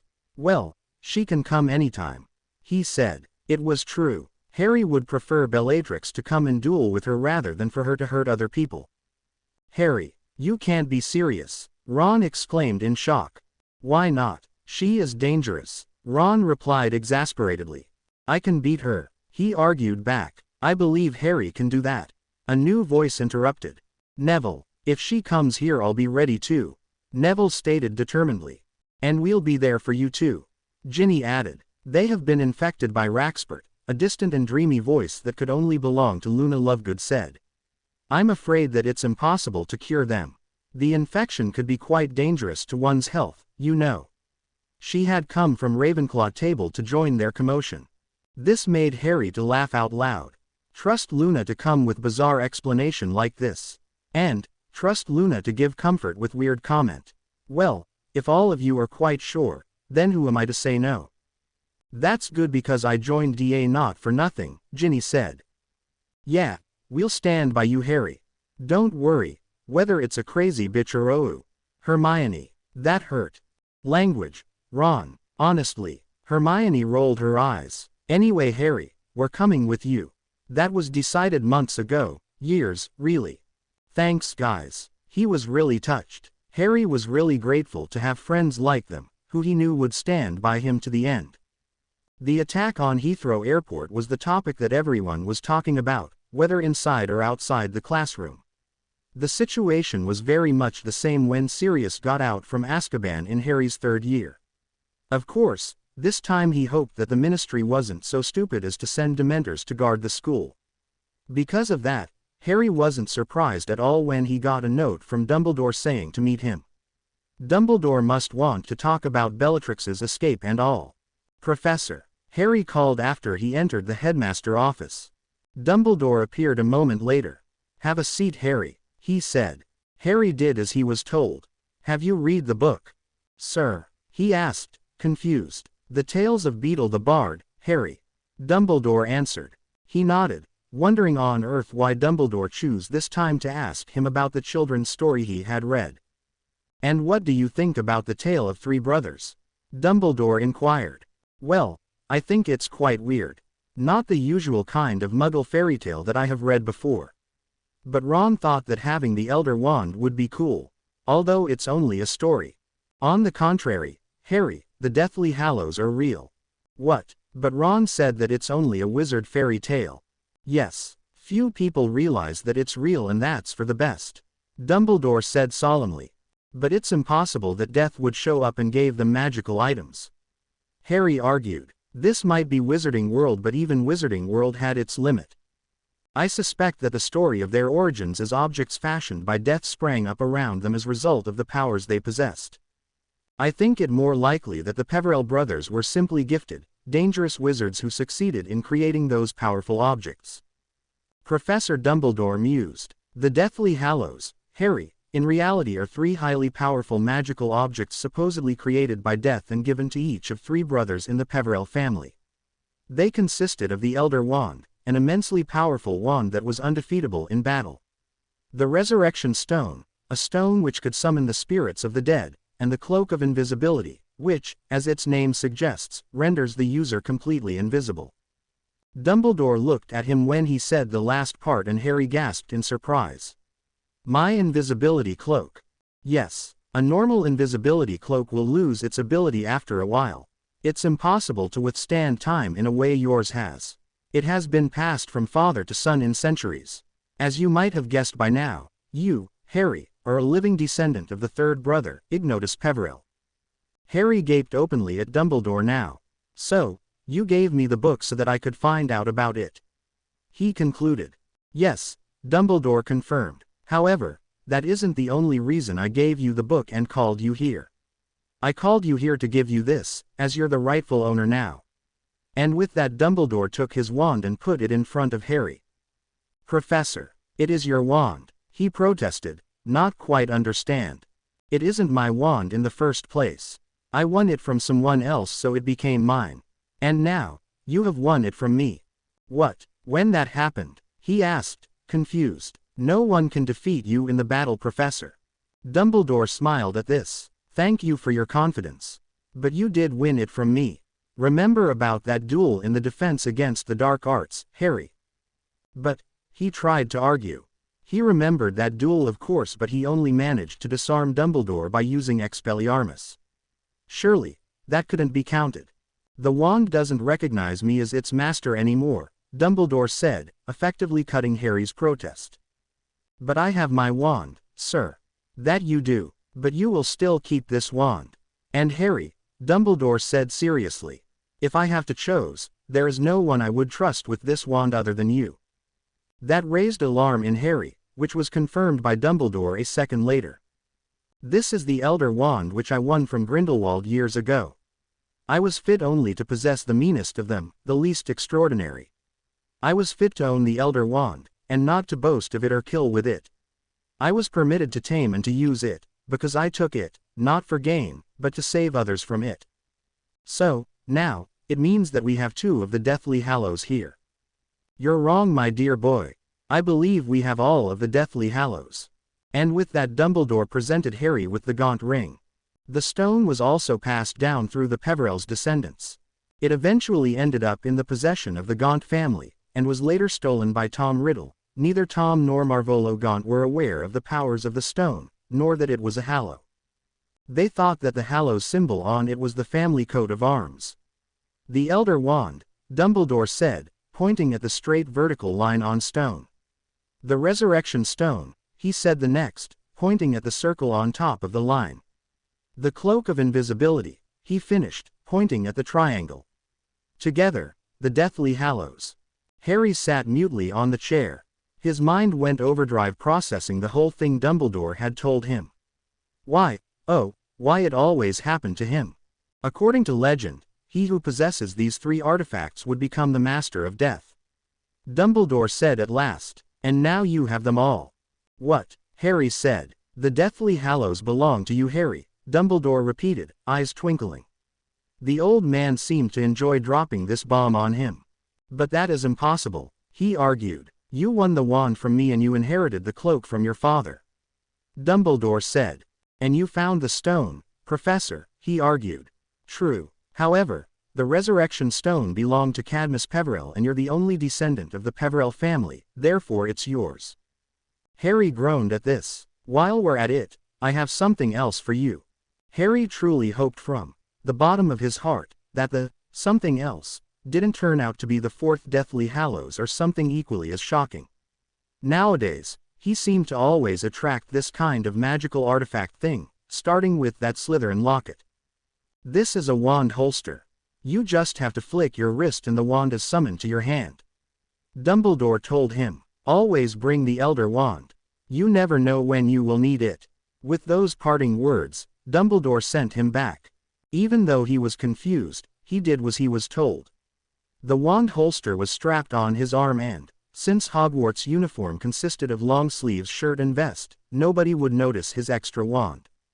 Harry read in the newspaper that Ministry of Magic had ordered Aurors to guard vital places in both the Muggle and Wizarding world. The Ministry also had put Bellatrix, her husband and her brother-in-law in the wanted section on Muggle News. Also, aside from Dementors, there was a group of Aurors guarding Hogsmeade. All of these precautions didn't seem to faze her because, in a few days, she attacked again. There were no dead victims this time since the Aurors stationed there fended her. However, she managed to escape, leaving death threat for Harry once again. It was truly hard for Harry to concentrate in the class, knowing that Bellatrix was out for blood. Then she attacked again and the werewolves were involved this time.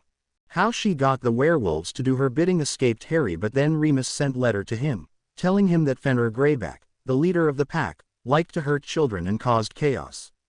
Fenrir also liked money. She most likely offered him a lot of money. That plus a chance to cause panic in the society was too great an opportunity to pass up. However, the coming Newt's preparation test hindered him from thinking too much about Bellatrix. Hermione forced him and Ron to study and he was thankful for it or else he would fail the test. Ron grumbled behind her back of course but didn't dare object. Besides that, they weren't the only students who were busy with the coming test. The only positive thing from this was students didn't worry about Bellatrix's attack since they had bigger things to be concerned about. Hermione was the most dedicated student, obviously, but Ernie Macmillan wasn't that far behind her.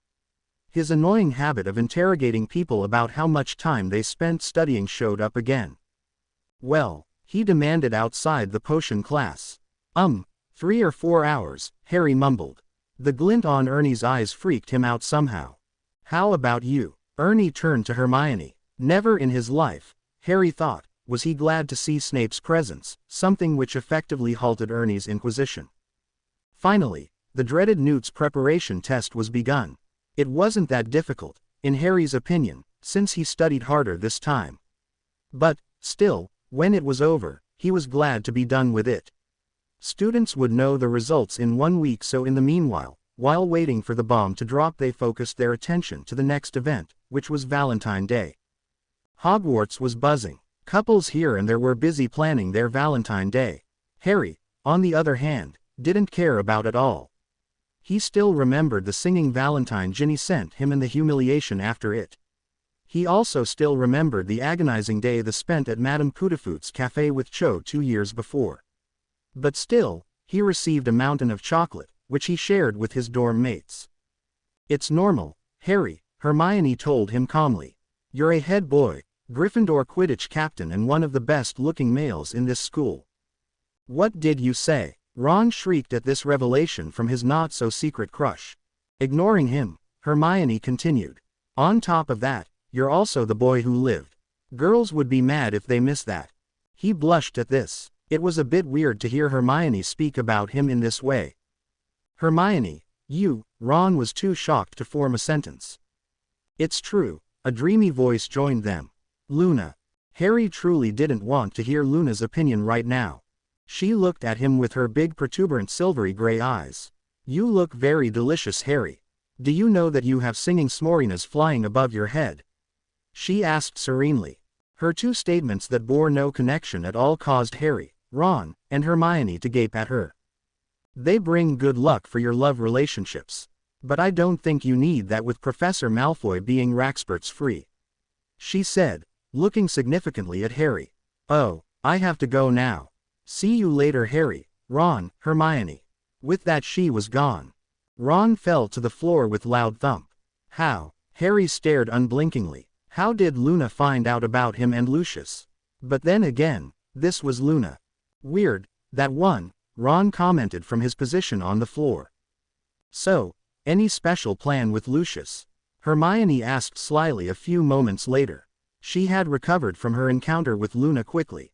At first, Hermione would always argue with the blonde girl, but, after knowing her for a while, she had resigned to the fact that nothing would ever change Luna's belief about those non-existent magical creatures. Ron's shriek had reached a new level of loudness that caused Madame Prince threw them out of the library.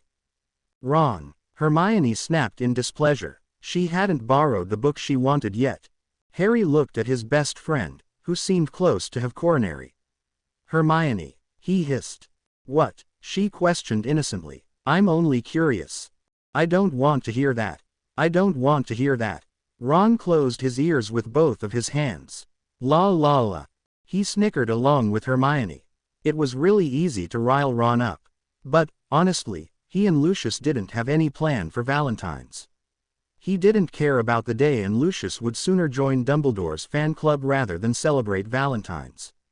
He snickered again at the thought. And what about you? He asked Hermione. Any plans for that day? Well, Cormac asked me to go to Hogsmeade with him. She replied. Cormac McLaggen? He asked, frowning. Harry didn't like the guy. Yeah, she nodded. Absolutely not. Ron snapped. You're not allowed to go to Hogsmeade with him. Hermione's eyes flashed in anger. And why is that? She snapped back, her temper rising. Well, I said no. That's why. Ron replied stubbornly. Hermione glared at him. Why should I refuse his invitation? Because you're going with me. Ron all but shouted the last part, and when he realized what he had said, went red. Ron, Hermione looked at him in shock. Finally, he muttered, took you guys long enough. Harry, twin exclamations came. Both Ron and Hermione were blushing madly, but, nonetheless, were happy with how the whole situation turned out. She was quite affronted later, however, when she found out that nobody seemed to be surprised at this development. Apparently, all their friends had known about it and were only waiting for a time when they both would admit their feelings. He told Lucius about Luna later.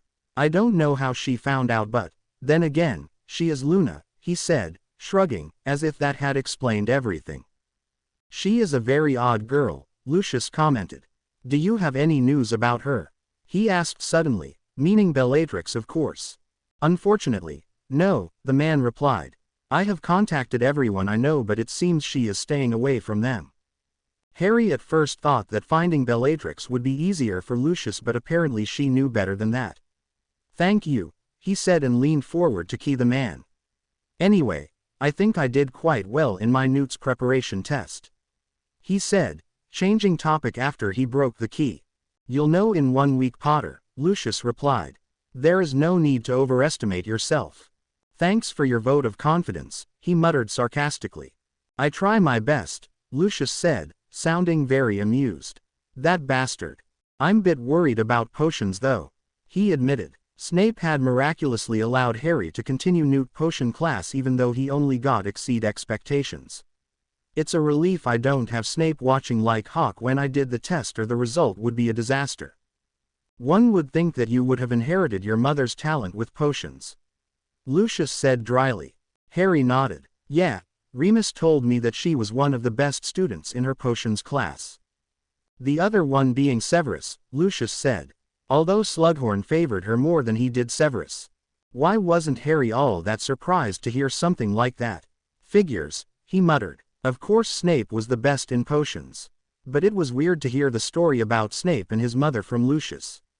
It was a moment like these that made him realize how much of an age difference there was between them. Were you in the same year with them? He asked curiously. No, I was in my 5th year when Severus and your parents entered Hogwarts. Lucius replied. Severus was sorted into Slytherin, but he was still friends with your mother. What? Harry asked, frowning. Snape was friends with his mother. Did he hear right? Lucius raised an eyebrow. Didn't anyone tell you that they were best friends? What? No, that didn't make sense. How could his mother have been friends with the greasy-haired, annoying Snape who had tortured Harry during his years in his potions class? It's impossible. They were best friends once, but I heard there was an incident and then they never talked to each other again. What kind of universe he had entered? Snape was best friends with Lily Evans. How come? Harry's head hurt just thinking about it. Hogsmeade was full of Hogwarts students. Harry, Ron and Hermione went together. The latter two were holding hands as it was their first trip as a couple. They went to Weasley's Wizarding Wheezes Hogsmeade branch first, and then they visited Honeydukes to buy chocolate, candies and sweets. After that, they went to the Three Broomsticks for drinks. "It's so good," Ron said, having finished his first glass of butterbeer. "Yeah," Harry agreed. "Finally, we can relax a bit." "You're right," Ron agreed heartily. "I thought my head was going to explode. Imagine, memorizing all that stuff," he shuddered. Hermione glared at him. "Please," she scorned. "As if you're studying all that hard. Dating or no, nothing would stop their infamous arguing." Ron opened his mouth, ready to deliver harsh reply. There was loud explosion outside and people then started screaming. Alarmed, Harry, Ron and Hermione pulled out their wands and moved towards the windows to see what was going on outside. Harry gasped in shock. There was Bellatrix Lestrange in the middle of the street, firing curse after curse towards the building to the right and left. Her husband, too, was firing curses, but towards innocent bystanders. People began running, trying to get away from the pair to save their lives. "What the hell?" Ron swore. "Where are the Aurors guarding Hogsmeade?" Hermione questioned. Her face had paled. "Maybe Bellatrix killed them," Ron suggested. Ignoring them, Harry moved towards the door. "Harry, where are you going?" Hermione shouted. "She is looking for me." He wrenched the door open and charged outside. "Potter!" Bellatrix cackled madly when she saw him. "And Mudblood and Blood Traitor." "Hermione." "Ron, what are you doing?" He hissed at them when he saw they following him. "We're not leaving you, Harry," Hermione answered determinedly. "Yeah," Ron agreed. "How touching," Bellatrix mocked. "Crucio," she yelled suddenly. Harry conjured a huge stone to block the curse only for her to destroy it a second later. "You're mine, Potter." With that she attacked. She was great, Harry had to admit that. But, then again, Bellatrix was the only person Voldemort ever taught. So it was no wonder. Not far from him, Rodolphus Lestrange was engaged in a battle with Ron and Hermione. The place was deserted now. Students and Hogsmeade residents must have run away. There was a loud crack and Rabaston Lestrange appeared, holding a familiar figure as his hostage. Harry's blood ran cold. It was Colin Creevey. Not again. This time he wouldn't let anything happen to Colin. "Don't feel so brave now, do you, Potter?" Bellatrix taunted. Rabaston had his wand on Colin's temple. The boy clearly had been put in body bind, for only his eyes moved frantically. Ron and Hermione too, seeing that Colin had been taken as hostage, ceased their attack. "Harry Potter." A new voice joined them. It belonged to a big man with torn clothes. His face was wild and full of madness. "Pity I'm not in my wolf form. I would enjoy having you as my meal." "Potter is mine," Bellatrix snapped. He was Fenrir Greyback, Harry realized instantly. The werewolf who bit Remus when he was a child. "Rodolphus, take his wand," she ordered her husband. Harry held his wand tightly. "Give your wand, Potter, or he dies," Rodolphus hissed menacingly, indicating to where his brother holding Colin. "Don't you dare," he shouted. Bellatrix laughed insanely. "And what are you going to do?" she taunted. "I'm going to kill you, Potter. For the Dark Lord," she added maniacally. But first, she gestured to her husband and Rodolphus gave Harry's wand to her. "A brother wand to the Dark Lords.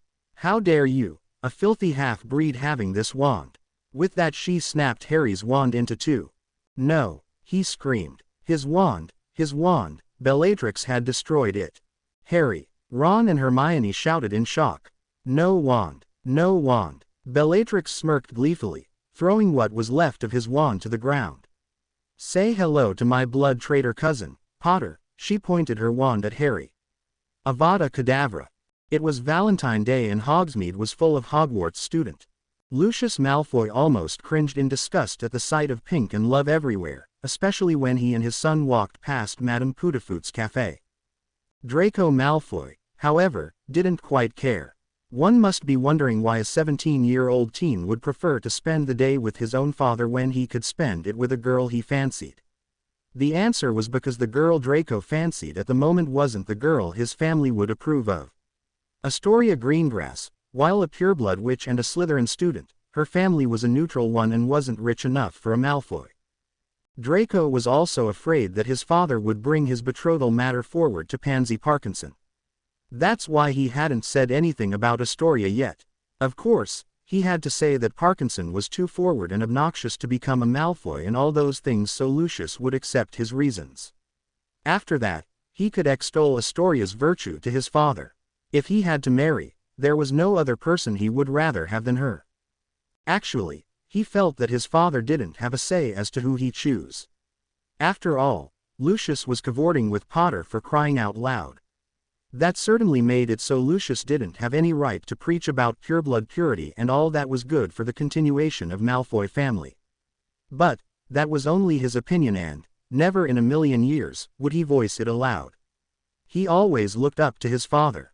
Ever since he could remember, he always strived to make Lucius proud. Lucius Malfoy, on the other hand, knew the reason behind his son's motive for spending the day with him in Hogsmeade. By all means, he had no intention at all to marry his son with that gold digger.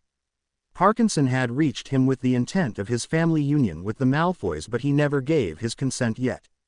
Draco's current choice now, the youngest daughter of the Greengrass family, was a better one.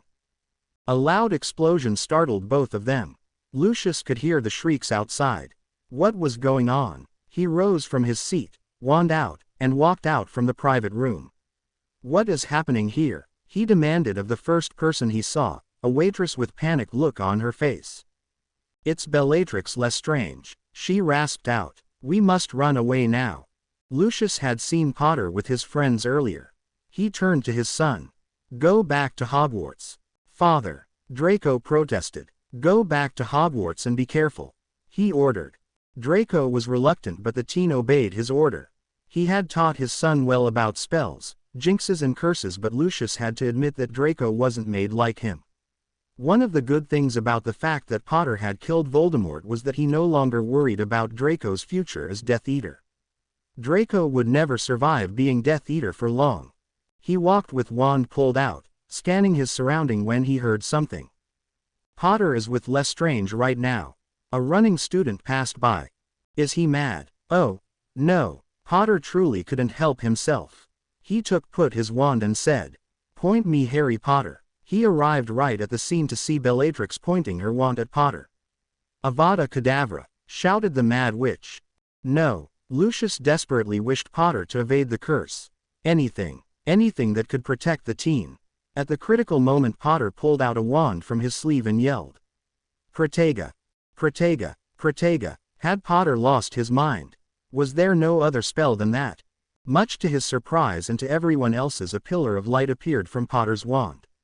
It rose to the sky and disappeared a moment later and, instead, a red dome appeared. The killing curse hit the protection dome and bounced back. The wave of magical power was unbelievable. Lucius had never seen something like that. Not even with the Dark Lord. He saw the green light of the killing curse reflected back to Bellatrix, and not only her but also Rabaston, Rodolphus and Fenrir Greyback. 4 of them slumped down to the ground. The boy who was Rabaston's hostage had fallen down, but he seemed fine. For a long time no one said anything. Potter was the first to silence. What the hell? He finally uttered. Harry. He was engulfed in hug by Hermione and then Ron. Oh Harry, I thought we're going to lose you. Hermione almost sobbed at the thought. Yeah mate, you made us really worried. Ron added. Potter. The 3 of them turned. Harry had just realized that Lucius was there too, but he didn't have a chance to say anything since a loud commotion alerted them of a coming people. He quickly took his broken wand and put it into his pocket. The commotion turned out to be a group of Aurors from the Ministry and half of Hogwarts faculty, with Professor Dumbledore, Snape and Kingsley Shacklebolt in the front. Harry, Ron and Hermione were soon checked for any wounds. Meanwhile Colin was quickly carried back to Hogwarts. The boy had fainted when Bellatrix cast the killing curse, since the combination of fear and shock was too much for him to handle.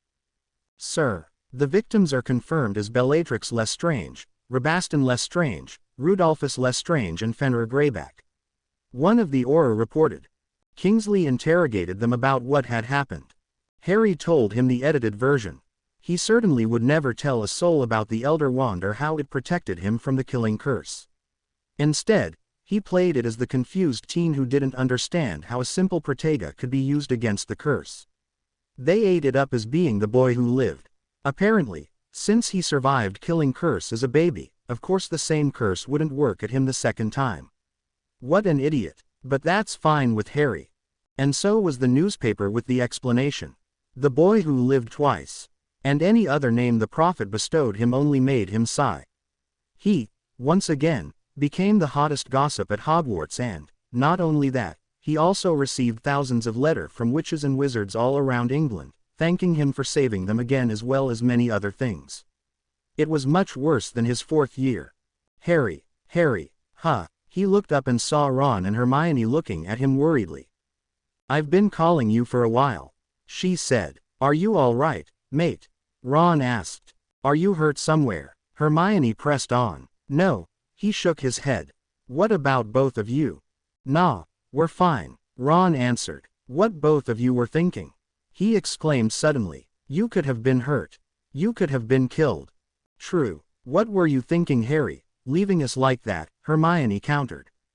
"That was different," he protested. She raised her eyebrow. "How was that different?" "Bellatrix was looking for me. Not you guys." "Harry," Ron began, "do you really think that she would let us go with us being best friends and all?" He flushed. Hermione smiled. "Glad that you understand. I know that you're worried about us, but, face it, I'm not going to let you out there alone." "Yeah," Ron agreed. "You know, I'm really glad that this is finally over. No more Voldemort, no more Bellatrix Lestrange. If you think about it, it's really mad, isn't it? Our days at Hogwarts. Imagine that, facing you-know-who every year." Ron grinned a bit. "Voldemort, Ron," Hermione reminded her boyfriend. "Honestly," she huffed. Now that they were back on the common room of head boy and head girl dorm, Harry took out his broken holly and phoenix feather wand and put it on the table in front of them. Harry," Ron began, seeing the state of the wand. "Maybe Ollivander could fix it," he offered. "I doubt it," Hermione told them as matter of fact. "Way to go, Hermione," Ron muttered. "We're supposed to be cheering Harry up."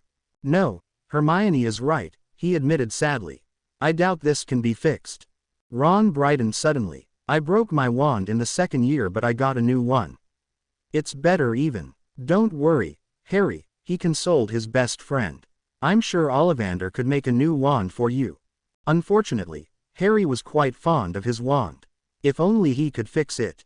He jumped suddenly, startling both Ron and Hermione. "That's it. Harry, what is up? How could he forget about it?" Under his best friend's watchful gaze, he took out his broken wand and put it on the table next to them. Then he took out his other wand, which was hidden beneath his shirt, and waved it. Reparo. There was bright light, and when it was gone, his holy and phoenix feather wand was as good as new. Tentatively, he grabbed his wand and waved it around. Bright golden sparks showed up from the tip of his wand. It was pretty much the same when he held his wand for the first time. "Wow," Ron said in awe. Hermione, however, looked at him with calculating eyes. "That's so cool," Ron said enthusiastically. "How did you do that? More importantly, whose wand is that, Harry?" Hermione stared at him. "I never knew that you have 2 wands." Now that was question. "Do you guys remember the book Dumbledore gave me and the story he specifically told me to read?" Ron frowned. "What's that to do with this?" Hermione, however, gasped out loud. "It can't be," she exclaimed loudly. "Hey, what is going on?" Ron demanded, getting confused. "Well, it began last Christmas, and he told them everything." Blimey, Ron was rendered speechless. He looked at the Elder Wand with worshipping eyes. "Imagine that," he said, finding his voice back. "The undefeatable wand. It's only myth," Hermione said. "If the wand is truly that powerful, Dumbledore would have defeated Voldemort long time ago." "Oh," Ron visibly deflated, but he still argued back. "But it fixed Harry's wand." Hermione pursed her lips in annoyance, but she didn't say anything. "Dumbledore told me that he considered the Peverells as a very talented wizard, to be able to create the Deathly Hallows." Ron snorted. "They're genius. Anyway, how come I never realized that your cloak is one of the Hallows?" He sounded as though he regretted the fact. Hermione spoke at last. It's also very dangerous. Huh, Ron said, puzzled. We have read the history. People killed each other for possession of the wand. The temptation is too great. Harry took a deep breath. That is the reason why we must never tell anyone else. What? Ignoring Ron, he continued. Only 3 of us and Dumbledore who know about this. If we don't tell a soul, nobody will find out. Hermione nodded. Yes, that is for the best. Then she sighed. As much as I hate this, I have to admit that there's no one else I would trust to possess the Deathly Hallows other than you, Harry. Hermione, I can only imagine what kind of chaos and destruction that will happen if it falls into the wrong hand. She continued. Harry knew it too, but that didn't mean he liked the fact. Well, now we have to make sure that nobody beats you. Ron concluded, grinning. Hermione smiled for the first time. I think that's easier said than done, but it's true. If you stay undefeated, then the history of the Elder Wand will end with you. Harry smiled back. Then I better work hard to make that happen, right? Yeah, Ron agreed. Don't worry, mate, we'll help you. And if the enemy is too strong, well, Hermione and I could always duel with them, then you're going to be safe. It's not that simple, Ron, Hermione said, rolling her eyes. What do you mean by that? Ron protested. As they descended back to bickering, Harry looked at the wands in his hand. No, aside from them, Lucius was also there in the Hogsmeade with them. Colin had fainted away, but Lucius arrived and the man saw him using the Elder Wand. Now, Harry had to find out if Lucius actually knew what had happened. He could always play it to his direction, and if it didn't work well, he had to find a way to silence the man. Harry looked the Daily Prophet in front of him in disgust.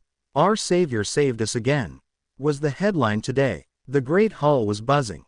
Everyone had read the news, and everyone who was at Hogsmeade yesterday had quickly filled their friends, classmates and housemates with everything they saw, heard and speculated. This is mad, Ron grumbled between his mouthfuls of food.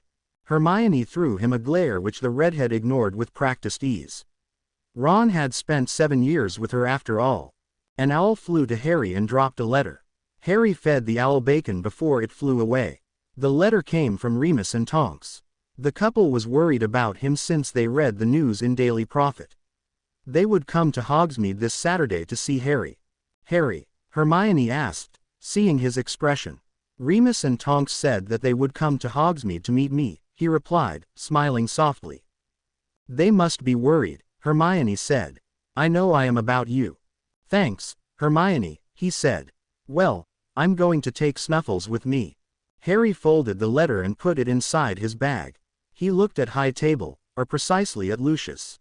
Harry had to find out what exactly Lucius had seen from the battle. So that night, he went to Lucius' quarter. You came to see me at Hogsmeade, Harry said once he and Lucius were seated in the man's study.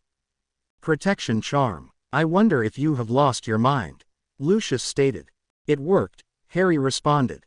He waited for Lucius to say something, anything about his wand. It did, Lucius replied. Though it was a wonder why simple protection charm could work against the killing curse. Was it your power or was it simple luck? Harry calmed a bit. Maybe it was the combination of both, he commented. Probably, Lucius conceded. There was a strange glint in Lucius' eyes, but it was gone in a second. Speaking of which, Harry was going to have Newts soon, and after that, he would leave Hogwarts. He knew that Lucius would also leave the school. The man had no reason to teach there. Harry wanted to become Auror. That career part for him was clear. But what about, well, let's say his romantic relationship part with Lucius? During this 1.5 years, he had grown very fond of the man. Lucius did leave his wife for Harry. Could he see them in the future together? The answer was yes.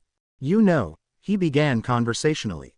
I'm going to enter Auror training once I graduated from Hogwarts. I figured that out, Potter, as well as everyone else. Lucius said sarcastically. It is hardly news. Harry rolled his eyes. I'm going to live at Grimmauld Place. He took deep breath and then said. You can visit anytime. Lucius stared at him for a long time before the man smirked and drawled. Well, that could be arranged easily. I didn't expect this to happen actually, he admitted. Lucius raised his eyebrow. But I have grown fond of you, he said. The feeling is entirely mutual, Lucius drawled and leaned forward to key him. This must be the weirdest love confession on earth, Harry mused inwardly as he returned the key. At Saturday, Harry went to meet Remus and Tonks at Three Broomsticks. Harry had to assure them that he was all right and no, they didn't need to worry about him. In fact, they should concentrate in Harry's godson well-being. Tonks blushed at that. Newts came soon. Harry either studied at the Room of Requirement to have peace or at Lucius' quarter. He now came there almost every day and met Draco Malfoy often. The blonde merely nodded at him. As for Harry and Lucius, they would talk and key. Hermione studied like mad. She was always seen with heavy tome of books which she read intently. Ron normally would laugh at her, but this time he didn't have time for that. This is Newts and was very important. Dean's annoying habit showed up again, and this time when he bothered Seamus, the other boy finally lost it, and threw his pillow to Dean's face. The tests they dreaded finally came. Harry thought that he had done well, but he kept the thought to himself. Hermione, as usual, blabered that she answered it wrong until Ron shut her up with a key. She blushed bright red amid the catcalls in the Gryffindor common room. "Ron," she hissed. Harry laughed at them. The Newts was finally over. Everyone was relieved. "Now we can lazying all day around," Ron commented, laying on the grass. Harry, Ron and Hermione were having picnic next to the Great Lake. Harry thought it would cheer them up after the intense studying they did for Newt's exam. Hermione glared at him. 7 years, Harry said suddenly. Hermione and Ron turned to look at him. "It's hard to believe, isn't it?" he said. 7 years has passed and in a few weeks, we'll graduate from Hogwarts. Harry turned to look at the majestic castle of Hogwarts.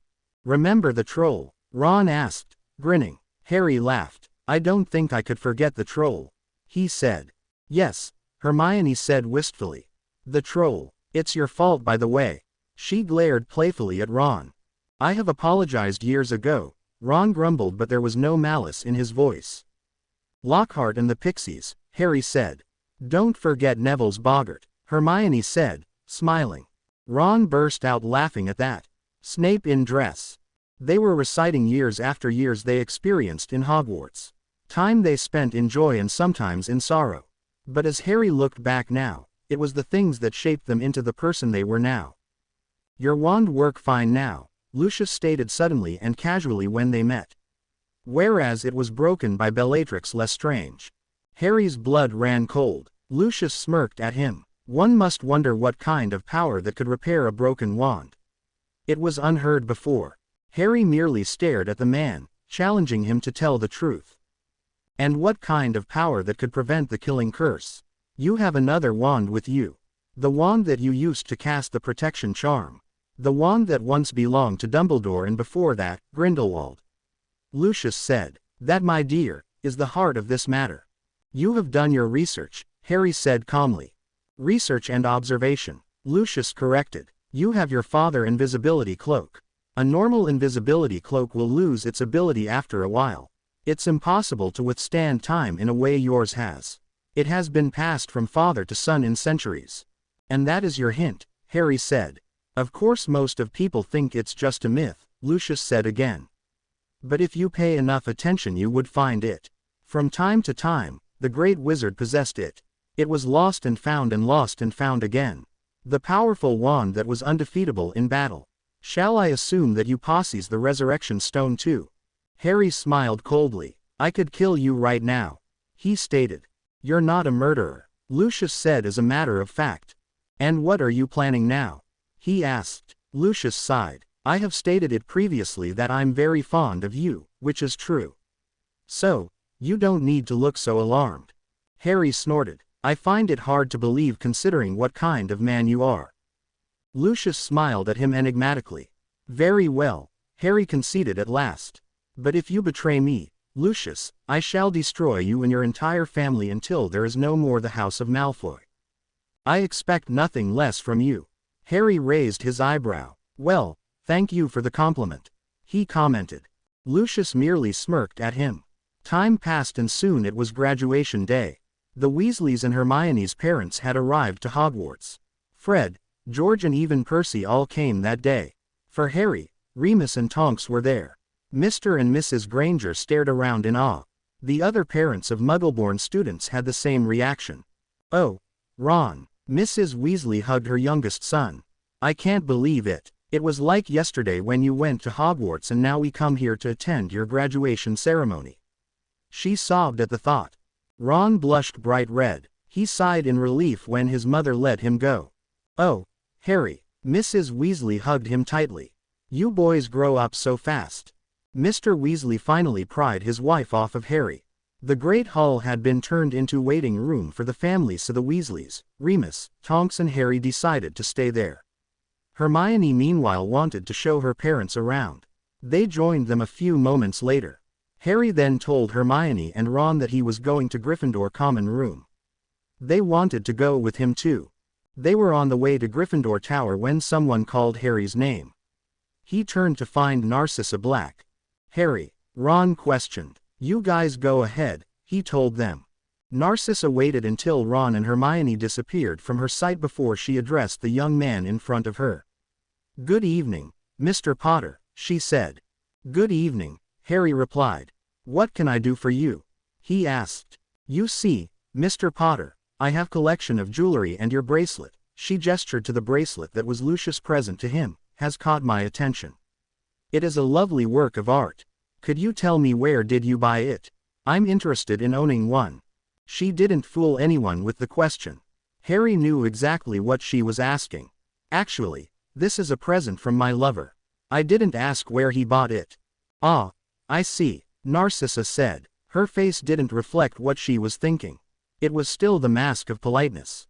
"Well then, excuse me, Mr. Potter. I believe my son is waiting for me now." With that she turned and left. Harry stood on the same spot for a long time. It was quite surreal. He just had confrontation with the ex-wife of Lucius. It was like a scene in soap opera that Aunt Petunia liked to watch. "Mr. Potter," came the silky voice of Lucius. Harry was startled. When did the man come? "Professor," he greeted Lucius. "I wish to discuss something with you," Lucius said.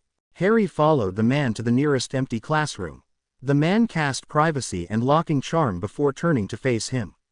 "I had revealing conversation with Narcissa," Lucius said. The man's eyes flickered to Harry's bracelet briefly. "And?" Harry prompted. Lucius smirked in amusement. "She questioned my sanity. I however assured her that I'm perfectly fine." "That's good," Harry replied. "I have something for you," Lucius said and took Harry's right hand to his mouth to key it.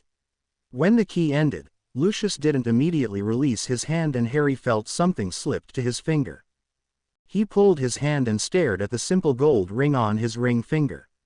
Granted, it was his right hand, but still. "What is this?" he croaked out. "A promise of lifetime," Lucius said, looking at him intently with his gray eyes. It was then Harry noticed that Lucius also had the same ring on his hand. He really couldn't stop the smile from breaking on his face. Lucius leaned down to key the young man in front of him, enjoying the taste of Potter. He was really fond of Potter. Lucius didn't lie about that. He even loved the young man. Why would he bother with giving Potter his ring then? Of course, he was also fond about the fact that Potter was a really powerful wizard. And with the Deathly Hallows in Potter's possession, the young man was easily the most powerful wizard in the world. Even though it was very tempting, the Deathly Hallows was better in Potter's hand than in his. He had Potter, and Potter had the power. What did they call it? Ah, yes, killing two birds with one stone. When Harry arrived in Gryffindor Common Room, Ron and Hermione were already waiting for him. "Where were you?" Ron asked, annoyed. Hermione however stared at him with wide eyes. "Oh my God," she said. "What?" Ron turned to look at her in confusion. "Oh my God," she said again. "You got ring." "Yeah," he said, smiling. "Did he propose to you?" she asked excitedly. "What?" Ron asked in shock. You can't be serious," he exclaimed. Ron's face had gone pale. Harry rolled his eyes. "No, he doesn't propose to me," he clarified. "Thank Merlin," Ron muttered. "This is a promise ring," Harry said. "Harry," Ron protested. "You two are serious, aren't you?" Hermione asked. "Yeah," he replied, smiling. "But Harry," Ron started to whine. "Shut up, Ron," Hermione ordered. "If Harry is happy, then we will give our full support. Do you understand?" Ron was speechless. Did I interrupt something?" Neville asked. He had just gotten into Gryffindor common room. "No, Neville," Harry replied. "I need to check my belongings," Neville explained. "In case if I forget something." Then he looked around with fond expression. 7 years, he said. "I really can't believe that this is my last time here." Hermione nodded at him. "Well, I need to check my stuffs too," Harry said. All his stuff actually was already packed in his trunks. He sat in his bed and looked around, memorizing everything. "Harry," he looked up and saw Ron and Hermione. "Are you ready?" Hermione asked softly. She knew about his attachment to Hogwarts, the place Harry considered his home. "Yeah," he nodded. The leaving feast was held in the open space near the lake. Wooden chairs and table had been prepared. The light came from hundreds of floating lanterns colored in red, green, blue and yellow. After dinner, they moved to the Great Hall. The place was filled with the 7th-year students, teachers, and the parents and family. The graduation ceremony was opened with Hogwarts song. "Hogwarts, Hogwarts, Hoggy-Warty Hogwarts, teach us something please. Whether we be old and bald, or young with scrabby knees, our heads could do with filling with some interesting stuff. For now they're bare and full of air, dead flies and bits of fluff. So teach us things worth knowing. Bring back what we've forgot. Just do your best, we'll do the rest. And learn until our brains all rot." Everyone clapped when the song was finished. Dumbledore took place behind the podium and started giving speech. After the headmaster had finished speaking, Harry as the head boy would give welcoming speech and then followed by Hermione as the head girl. It was finally Harry's turn and he looked out over all the faces of his friends, schoolmates, and their families. The Weasleys all were cheering for him in the audience, Tonks was smiling and Remus had tears in his eyes. Harry took deep breath and began his speech.